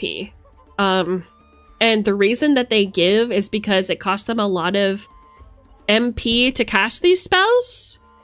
And like, you could say, oh, well, you know, we've put space in between, but it's still like, yeah, okay, but there's still going to be 1 out of 4 fights that I can't do anything, that I don't even get a say in. And that doesn't feel like teamwork to me. Does that make sense? It's like, I'm going to use Dungeons and Dragons because it's an easy open, right? It's an easy way to, like, it's something I'm most familiar with. So in Dungeons and Dragons, you have a wizard who's like ready to cast fireball on a group of enemies, right? Let's say it's a group of goblins. Cast the fireball, you roll really well. You kill all the goblins. How do you help your group feel like they're part of the adventure or the fight still, right? Do you give those goblins more HP? Do you maybe introduce more monsters? Like, you have options there? Maybe it's just like the person who's running the campaign hasn't really like given me the full experience. I don't know. I have a lot of issues with it so far, but I would argue that like if you're okay with like every fight being solved by one guy, or even every 4 or 5 fights being solved by one guy, it's not even worth doing the combat, because it's meant to be a group activity where you guys are bonding and relying on each other to get through combat. So to me, that could have been balanced a lot better. A lot better. And also, I feel as somebody who is playing with the entropy in that series, I felt like the rules were too vague in a weird way. Like, they want you to use your imagination. They're like, oh, it's like a longer ritual. It can be related to like teleportation or time travel, blah blah blah blah blah. And it is so much that I'm like, okay, I can teleport and I can do like time travel. And of course the DM's like, okay, maybe maybe you can't teleport, but then it's like, okay, is that the DM's fault? But also as a DM, I would be like, okay, this seems like a really powerful thing that you can just get anytime you level up under this class. Do you know what I'm saying? It just feels like it's kind of all over the place. Like, it went through the tester, and because people were so excited to have a TTRPG to play, that they didn't go, okay, some of this stuff maybe needs to be dumbed down a little bit. Maybe it needs to be balanced a little bit. You know? Like, would you say yes to, like, everything if it was like a vague description? Because you want to avoid a fight at the table, right? But you also want to like run a balanced game where your players are actually experiencing the adventure, and like being able to teleport wherever they want is kind of fucked up. You know? Also, why introduce like a teleportation to like level 1 kit? What are you fucking doing, game? What are you doing? It had a weird power scale, man. Don't get me started. Don't get me started. Ugh. It was 5e specifically that's all he played. You might be right. I do enjoy D&D based video games like Baldur's Gate. That's basically where I was getting my fix for a while. Ugh, baby. Baby, let me fix you. I can take care of you. I will cherish you. You will not go through that again, I promise. Do not let that guy speak for us. We are not all like that. I swear to God, I will treat you like a goddess. You don't deserve that. You do not deserve that. It's so not fair to you. It is so fucking not fair to you. No buy equipment off screen? Yeah, I agree with that rule. I agree with that rule. So wait, gold for XP. How do you feel about roleplay? Because this 5-hour like thing that you were talking about, it felt like what you were saying is that you didn't like the RP stuff, because that's what that is. Unless there was something else they were doing for 5 hours. I'm just curious. I posted the synopsis in the red flags. Okay, I'll check it out. Our group made a shopping list last for 2 hours. That pisses me off. That would be homework for me. I'd be like, okay, you guys are going to do shopping. You've decided to do that. We're going to end session and you guys are going to do all of that off screen. Come back next week ready with your stuff. Whatever you don't have on your list, or if you forgot, you're not getting it, because I am not spending a whole session shopping. Now, if you have questions while we have time off, I'm here, but you have to communicate that, because I am not wasting time. Here's everything that you can buy. Tell me what you buy with your available gold. And again, I'm open for questions. That's all, folks. Shopping episodes can be stupid, in my opinion. How are you supposed to bond in a situation like that? How are you supposed to bond with people when you're just thinking about what you're going to buy? Maybe just get the book and read it in between your turns. Let's keep it moving. Come on. Let's keep it pushing, please. Man, I remember playing Fabulous Ultimate with a random group. I wanted Arcanist and the DM said, maybe Invoker. So I went with it and then another player changed classes. After session 1 it became an Arcanist. I was miffed. What the fuck? Did the DM say anything about why they wouldn't let you play an Arcanist?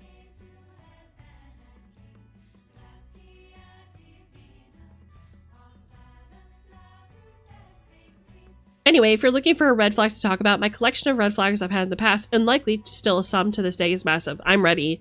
Tell me everything.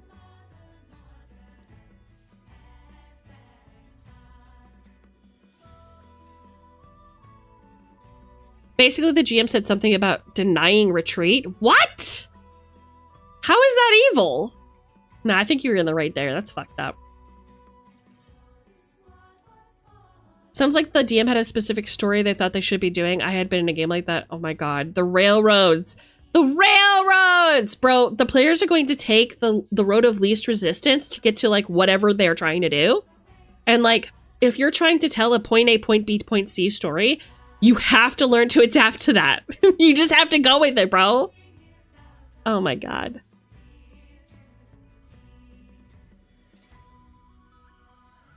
I don't mean to derail you from your actual current topic with post from 15 minutes ago. I'm sorry, Sano, you really are saying the worst of me. I apologize. I think there's a difference between roleplay and acting. Roleplay is when you make decisions that your character would make, given the information your character knows, and what they would realistically know as an adventurer. Acting is improv and critical role / actual playstyle roleplaying. Ooh, okay, gold for XP. Okay, I see what you're saying. I feel that you explained it perfectly. So, to understand what I think you're saying is this group wasn't like... They weren't doing like a role play. They were like... trying to be very...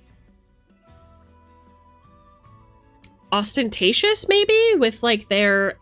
like... acting, etc.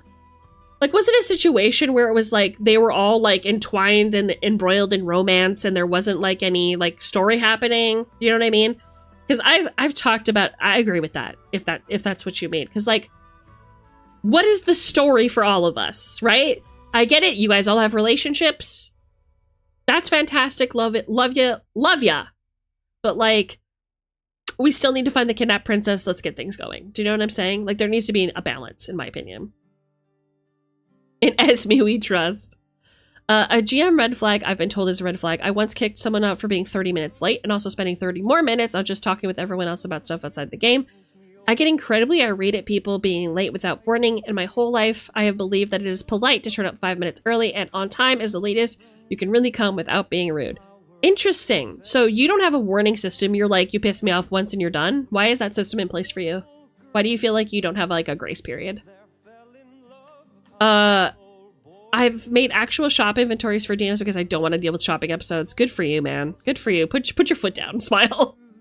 Honestly, I feel like the only reason a DM would keep someone from being a certain class if they know that this player will break the class or min-max, but I can't say for sure. Yeah, but then why let, like, somebody else roll it? That sounds fucked up.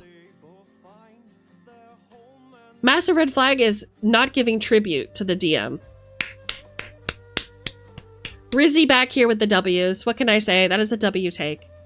You really should be, buying me things if I'm running a game for you. That's all I have to say. You know, hamburgers are expensive. Am I supposed to pay for all this shit myself? I'm way too pretty. I'm way too pretty, chat. And I'm good at what I do, so you should feed me, Smile. Alright. What else? When a DM can't decide what they want to run, change their mind, decide to end/start a new campaign every 1 to 2 months without... yes. Yes, I would agree that this is a red flag. I would agree that this is a red flag 100%. Just do one-shots, my friend. Don't do a campaign. You should open session 0 by saying, "Hi, I am expecting this to last 3 sessions. Cool? Great." And then tell as much of that story as you can. But at least there's the expectation that it's only gonna last so long, so it doesn't annoy people. Just set the fucking... Communicate, people! Communicate! This glam ain't cheap, and that's on God. And that's on God.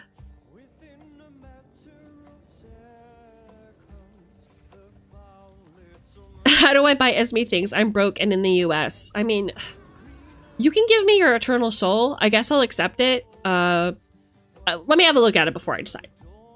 Reacting versus roleplay. I love roleplay, but I despise acting. My character uses prestidigitation to shit the shopkeep's pants. It's fine, but several minutes long speech or people trying to act stuff out makes me angry. Oh my god. Okay. Okay. I realize that this is going to sound like I'm entering a therapy session, but I'm genuinely sorry if that's true, but I am so curious. It makes you angry if people roleplay differently than you? Why? How does that make you angry? Why does it make you angry? And excuse my laughter, it's kind of like an awkward, like, surprise laughter, not like I'm mocking you. Please don't take it that way. I'm being angry that somebody is role-playing differently than you is interesting. And I want to know where you're coming from. I want the light in my eyes to be the same as you. Tell me how that works to you. My red flag when the GM doesn't ask you how do you want to do it when killing the poor goblin. I mean, okay, so can I speak my shit real quick here? There have been more times than I can count where I want to give my player narrative control over any situation, and the players genuinely don't know what to do. So I have to like stop in between the 2 to 3 minute pauses and go, would you like me to narrate it for you? And I don't have a problem with that. I don't have a problem with that. I just I'm trying to understand how I feel about it in this moment. There's nothing to be embarrassed about, bro. We're all playing Dungeons and Dragons. I'm doing stupid fucking voices and describing stupid fucking things. Like, come on. You can do it. Tell me how you would like to do it. Join the table. Join the tomfoolery. Make a fucking fool out of yourself. Do it. Invest in it. Become it. Right?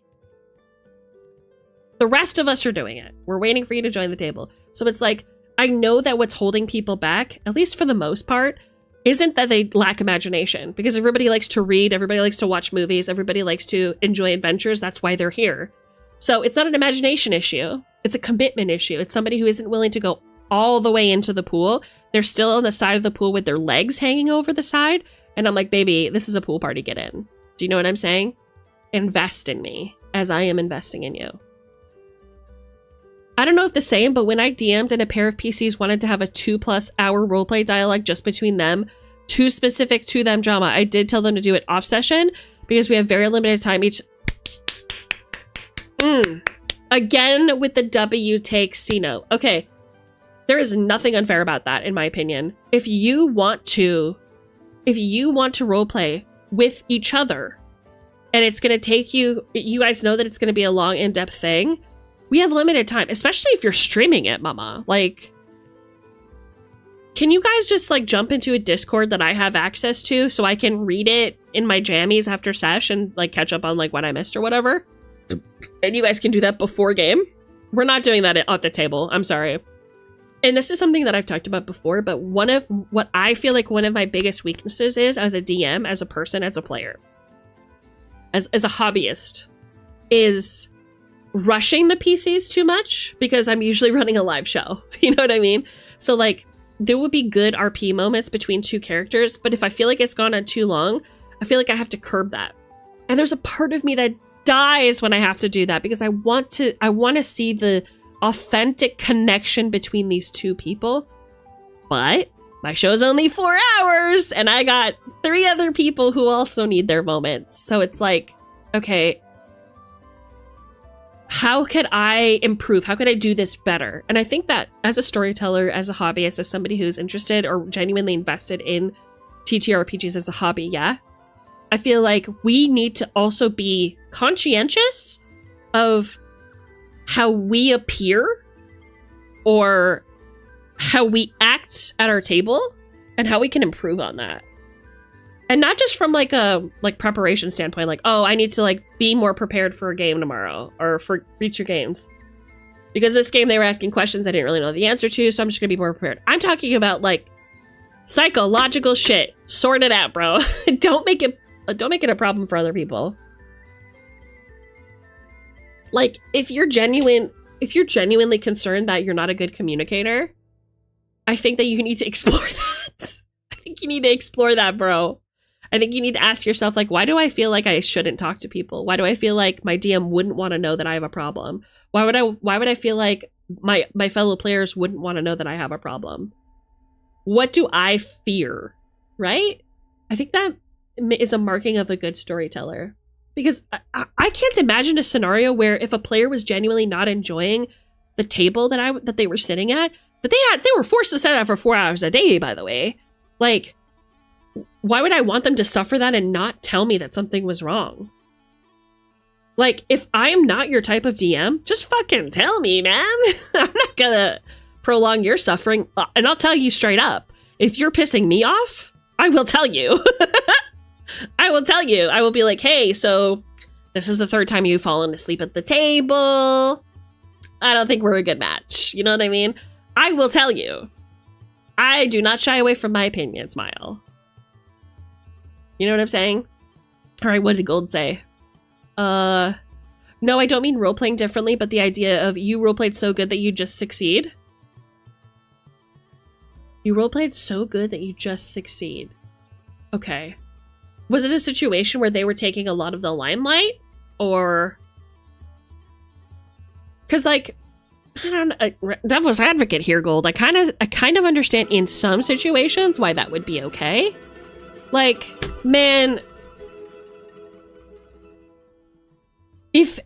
Let's talk about persuasion for a second. This is a hot topic, too. Let's talk about charisma and persuasion for a second.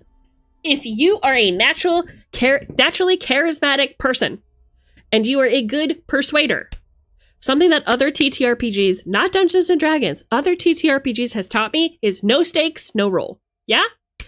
But also, if what you're giving is exactly what needs to be gave, in a situation like that, I would say go for it. Now, you can't roleplay a lock open. So there's some lines in the sand, at least for me. If you're like, oh, can I just roleplay how I open this lock and I just succeed? No, bitch, you gotta roll for it. Sorry. But it sounds like you're the type of person who wants to run rules as written. I respect it. You know? Just a difference of style, I think, right? I'm here for the roleplay as long as it has value. And as long as it's not like stakes related, right? And of course, as long as it's not going to take the full 4 hours, because there are other people at the table who want to play. Okay. It's nice to lore dump my character every now and again. Love to see it. Love to see it. Thanks for dumping. I find it interesting, though, for me, I feel like D&D has shifted more RP-based game than it was back in AD&D. Oh, absolutely. Absolutely. No question. I think it's for the better, but I know a lot of people not wanting to RP their games. The thing is, I feel like there needs to be a happy medium, and I think that there is a TTRPG system for everyone. Are you more lore and RP based? There's a system for that. Are you more like rules, tactician, combat based? There's a system for that. Like Gold for XP, one of the systems that I'm going to recommend that I think that you would fucking love based on the way that you've been talking about it. Check out Lancer. It's a TTRPG based on mechs/robots fighting. And that is a very big simplification. It is a beautifully in-depth, it has a beautifully in-depth catalog system. The statistics are simple and easy to understand. You could literally learn it in less than like an hour if you wanted to. And it has so many customization options for any player, but they all cover the same rules, so with the option to be as creative or uncreative as you want. But a very, very cool combat system. Plus, if you like mechs, there's that too. I am not a huge mech fan myself, and I loved Lancer. So check it out if you haven't already. On the topic of railroading, which was covered before, I think the concept of a pre-written story or campaign is a railroad. If a player can say, yeah, no, I'm going to explore like it's Elden Ring, it's still a railroad. Okay. Okay. I see what you mean. I can understand that. I can understand that opinion. Something I also do as a GM is use speech to text bot, after which I rewrite the transcript as a session report. That's so pog, actually. Not GM notes, but here's what happened and people can read it. I think that that's brilliant. If I may be so bold, I think that that's brilliant. Not a red flag, but if there's one thing I love to do, it's make up some stupid stuff in places that won't really affect anything, but might give the DM something to expand. Things like my character's hometown, or just certain characters my character knows. Oh my god, Tomian. Yes, do that for me. Do that for me, baby. Give me that. Give me that. That's what I want as we Silverthorn. Or if my character knows another PC, so I can just go, remember when we did X? Oh my god. I love that. That makes my heart flutter. I love that you said that. A fade to black on an emotional moment doesn't stop. We just have game and VC chat for a reason. Sure. If you guys want an ERP, you can do it in VR chat. Or VR chat. You can do it in voice chat. Stream campaigns are a whole other can of worms, learning how to juggle the spotlight and making sure everyone quite literally gets screen time and kind to another. Yeah. There's a difference between fun and entertainment. It's better for the DM to be able to know which their game is. Yes. Yes. Oh, AJ the VA. Thank you so much for the follow. Sorry I'm late. I'm catching up on chat. I apologize. Welcome, welcome.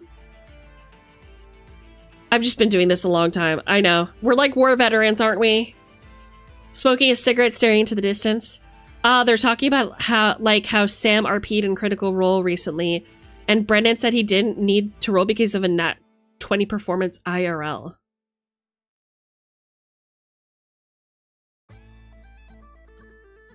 A nat 20 performance on what? This is surprising coming from Brennan. This is surprising coming from Brennan. Not so surprising, but it's a curious decision. What was the performance? What was it about? I haven't seen this. Personally, as a GM, I tend to make people roll things for everything. If there's a possibility of failure, it'll be rolled for. Okay. Do you have any space for negotiation there? I can't persuade a locked chest to open. Aw, sorry. You can persuade my chest to open. Smile. A success because the RP was so good the DC didn't matter. I want to know what it is, though. I want to know what it is. Regarding managing the spotlight, even if I stream a game, I see no reason to manage spotlight or use other narrative tools. I'm a GM, not a storyteller. Okay. All I do is prep content by rolling on tables I wrote earlier, and I wrote a long time ago a set of encounters table that coded to... How long have you been a DM? Gold for XP. How long have you been in the TTRPG sphere? How long have you been doing this? Lancer looks so fun. I hope I get to play it someday. Yeah, it's really, really fun. It's so good. I also checked out Lancer. I liked his blue Leo O different answer. if someone improves the fuck out of a social situation, I'm not going to have them roll personally. I feel like it'd make people want to RP less. Yeah, I mean, our lives aren't a series of rolls to stimulate failure in our lives. No stakes, no roll. Social reports are a thing that came from wargame tradition as battle reports, and I think it's a cool thing to use. I agree. I think that's brilliant. I'm new here after I saw Bun. Yay! I'm so glad to have you! A nat 20 performance on a speech, excellent acting of his character, lying to an NPC with him crying and such. He's done these 2 separate occasions. Ugh. It was deception and acting? Yeah, I'd give it to him. I would give it to him. I'd give it to him. You're a DM and a player, AJ. That's awesome. I think it's important. It helps what push people to RP. Yeah, so like ask yourself what you're trying to get out of your roleplay experience. I think that that's really important. Or sorry, out of your TTRPG. Because remember, it did start off as war games, but it's expanded beyond that, and people want to roleplay. I've been in the TTRPG sphere for around 8 years now, but I've done a lot of things and tried loads of different TTRPGs. If I may, do not take this as an insult. This is an exciting piece of information that I want you to consider. I think that you have a lot to learn. I'm not saying this because I am the expert. I have a lot to learn too. But you have such a specific way that you run your table, and it feels like no holds barred. And I feel like there are going to be certain systems that work for you and certain systems that don't. And okay, a lot of your messages have come off very like strict. And at end of the day, what we're talking about is always going to be some level of improv. You sound like, it sounds like if people aren't like adhering to a certain type of gameplay, that it frustrates you or annoys you. And if I were sitting at your table, if I were a PC and I was excited to join your table, I would open up by saying, I like being able to be creative with my abilities. I like things being a little bit more open. You know what I mean? And it feels like if I am having a good moment with another PC and I want to roleplay that, I would feel really bad if my GM was just like, hey, no, we gotta keep moving. Like, if I was really emotional because of the connection I had with somebody and my emotion was showing, the fact that like you don't like that or that annoys you would make me feel bad. It would make me feel really bad, like I was doing something wrong. But like, it meant that your story touched me, so shouldn't that be a compliment to your story skills, or like a compliment to the people that you chose to be surrounded by? I don't know. I just feel like, as somebody who's been doing this for over 20 years, it is an exciting time for you because there's so much enjoyment to be had, so many fun things to experience, and I'm excited for you. I can't wait to see how far you'll have come in another 8 years. This hobby is so wonderful and explores so many things, but if we're being honest with each other, a lot of what it explores is the themes of the self. And the more that I think that we deny that our mental and our psychology is invested in these stories, the more that we're missing the point of what we're all doing here, right? Because tables, math, clacky clacky rocks, that can all be simulated on computers. Play a video game. We are there to tell a story, aren't we? At the end of the day. And don't you want to be remembered? Don't you want the things that you say to have impact? Well, that comes with emotion. That comes with tense moments. That comes with fear, of course, as a dungeon master. That comes with anxiety as a dungeon master. but you gotta trust your players. And if you don't trust the people at your table, don't play with them. Don't play with them. Play with me. Play with me instead.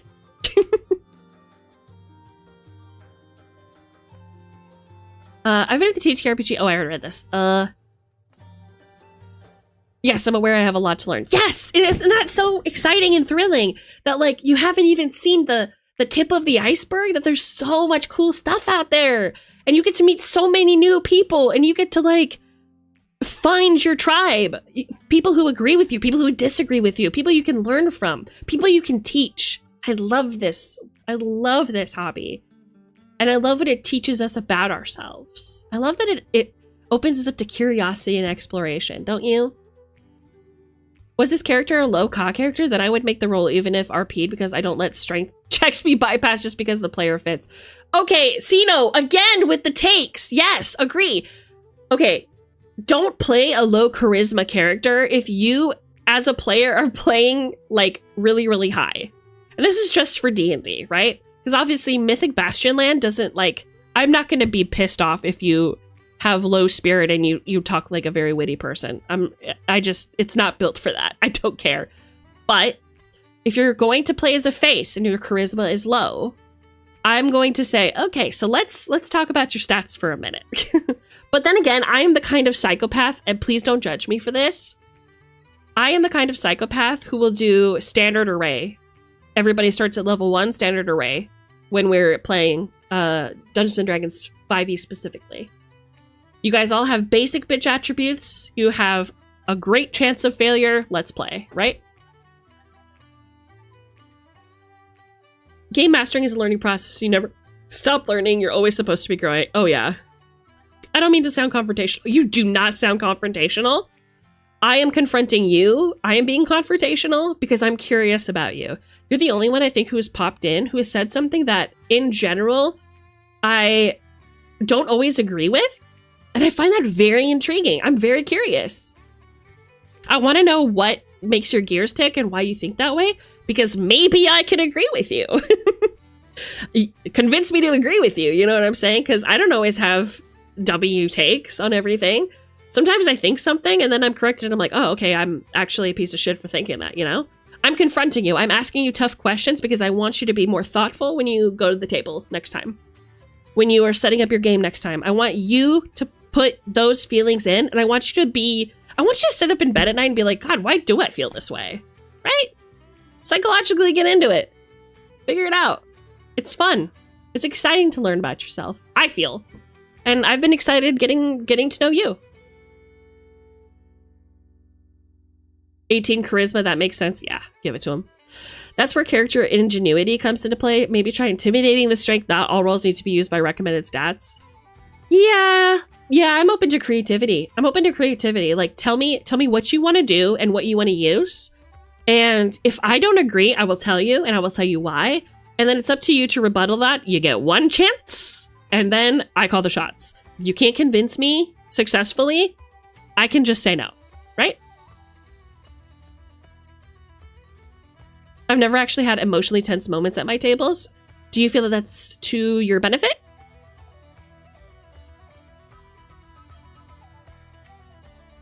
I would love to play with you. It sounds so fun. Ask any of my players. I've had a lot of people in chat at my table. What do you guys tell them honestly how you feel about me running? Genuinely and honestly. It's okay if you're not buttering me up. I know I'm not a perfect DM. I will ban you. No, I'm just kidding. Tell me how you guys feel. Give them the review. Damn, we got a badass over here.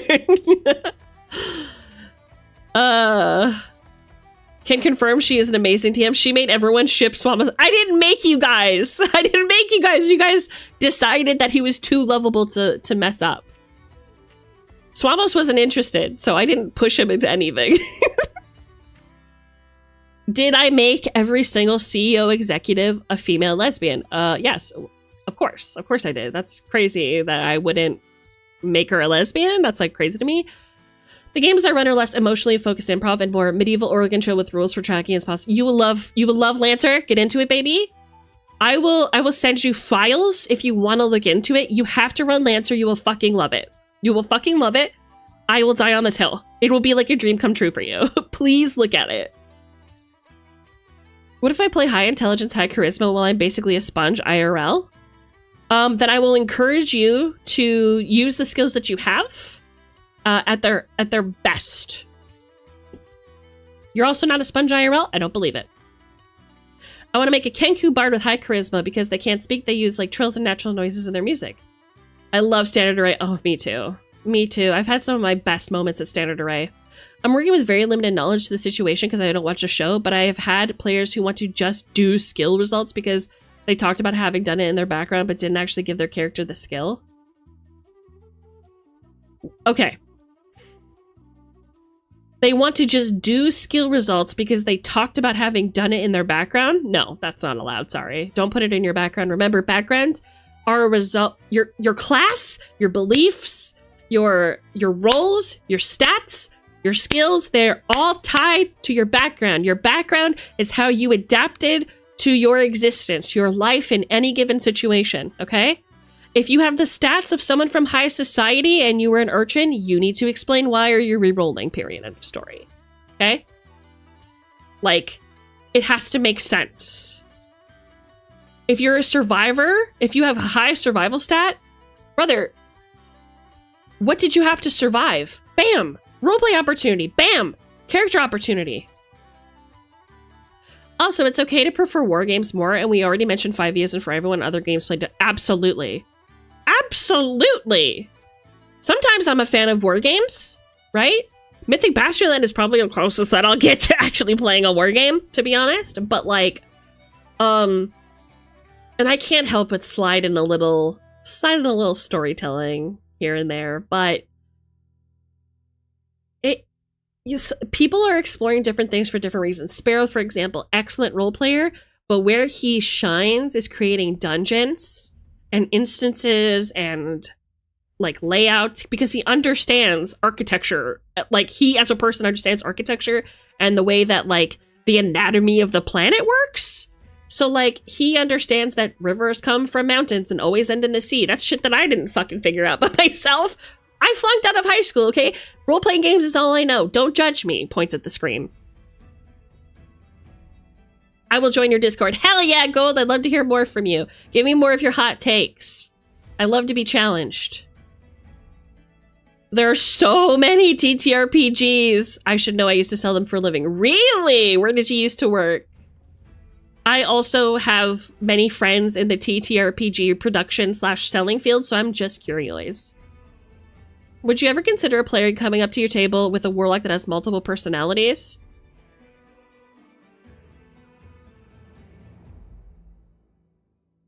Excuse me? Can you give me more information? That's how I open. Can I get more information? That's how I open, by the way.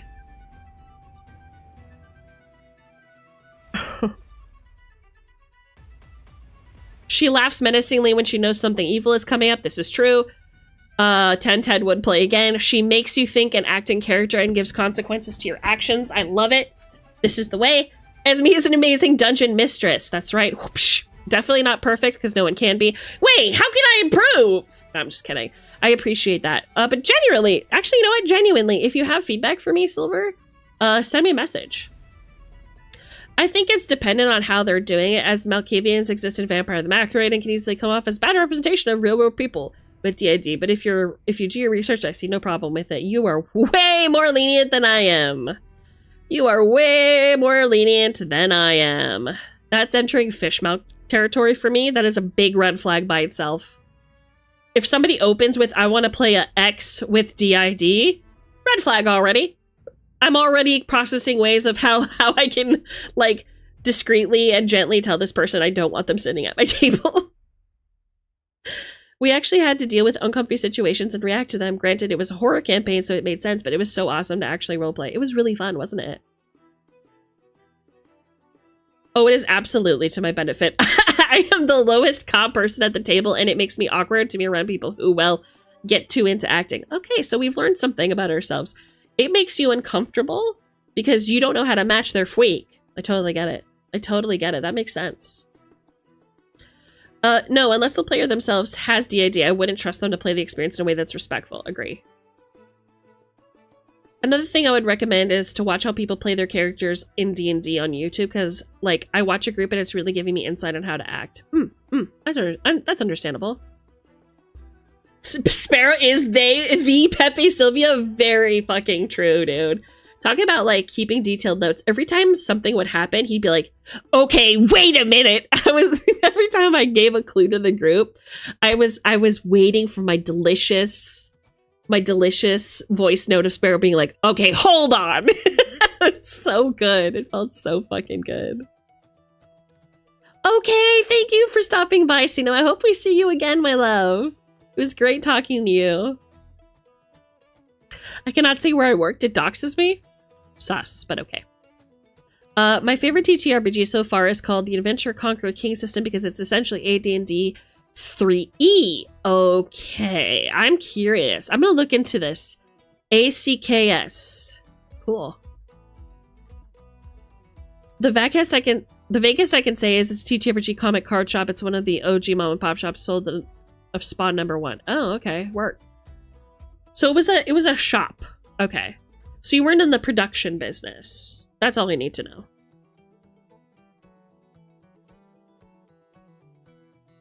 He made a board. Thank God he was there. I'm saying, thank God he was there. My first TTRPG was Vampire the Masquerade 5th edition. Yeah, you just liked it so much. Okay, we agree with that. We agree with that. Fist pound on the 5th edition Vampire the Masquerade.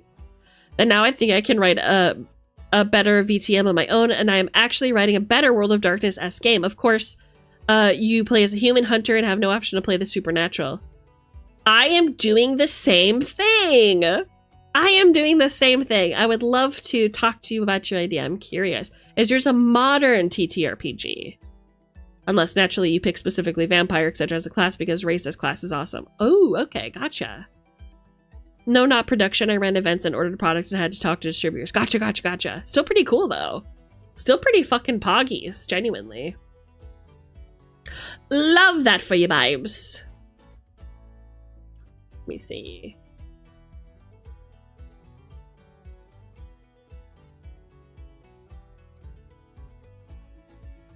Okay, chat.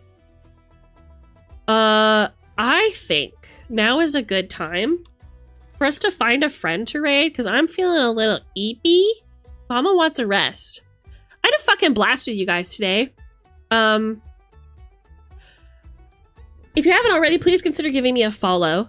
If you enjoyed the conversation and debate. I am going to be raiding into a friend. You know what? Let's go to... Is that CL? We're going to CL. No, we're going to CL. Immediately going to CL. She's been live for 4 minutes. So please copy the raid message, Smile. The next time you see me will be tomorrow, and we'll be talking about more Dungeons and Dragons. So worry not. I love ya. I mean it.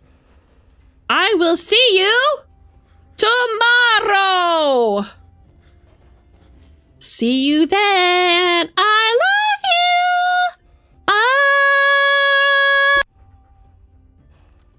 One time, stray dog. You've got the instinct. Now get the training. Like a sign that I need to like take a step back and take a break. Right? Yeah, Rosie's had days like that. Thank you for the raid. Hello, everybody. Although the little new raid thing I made didn't work. Oh well, that's okay. We'll get that working another time. Oh, I think it's because OBS crashed. Or not OBS crashed, my internet crashed. Andromeda! Okay, we're gonna greet the raiders and then I got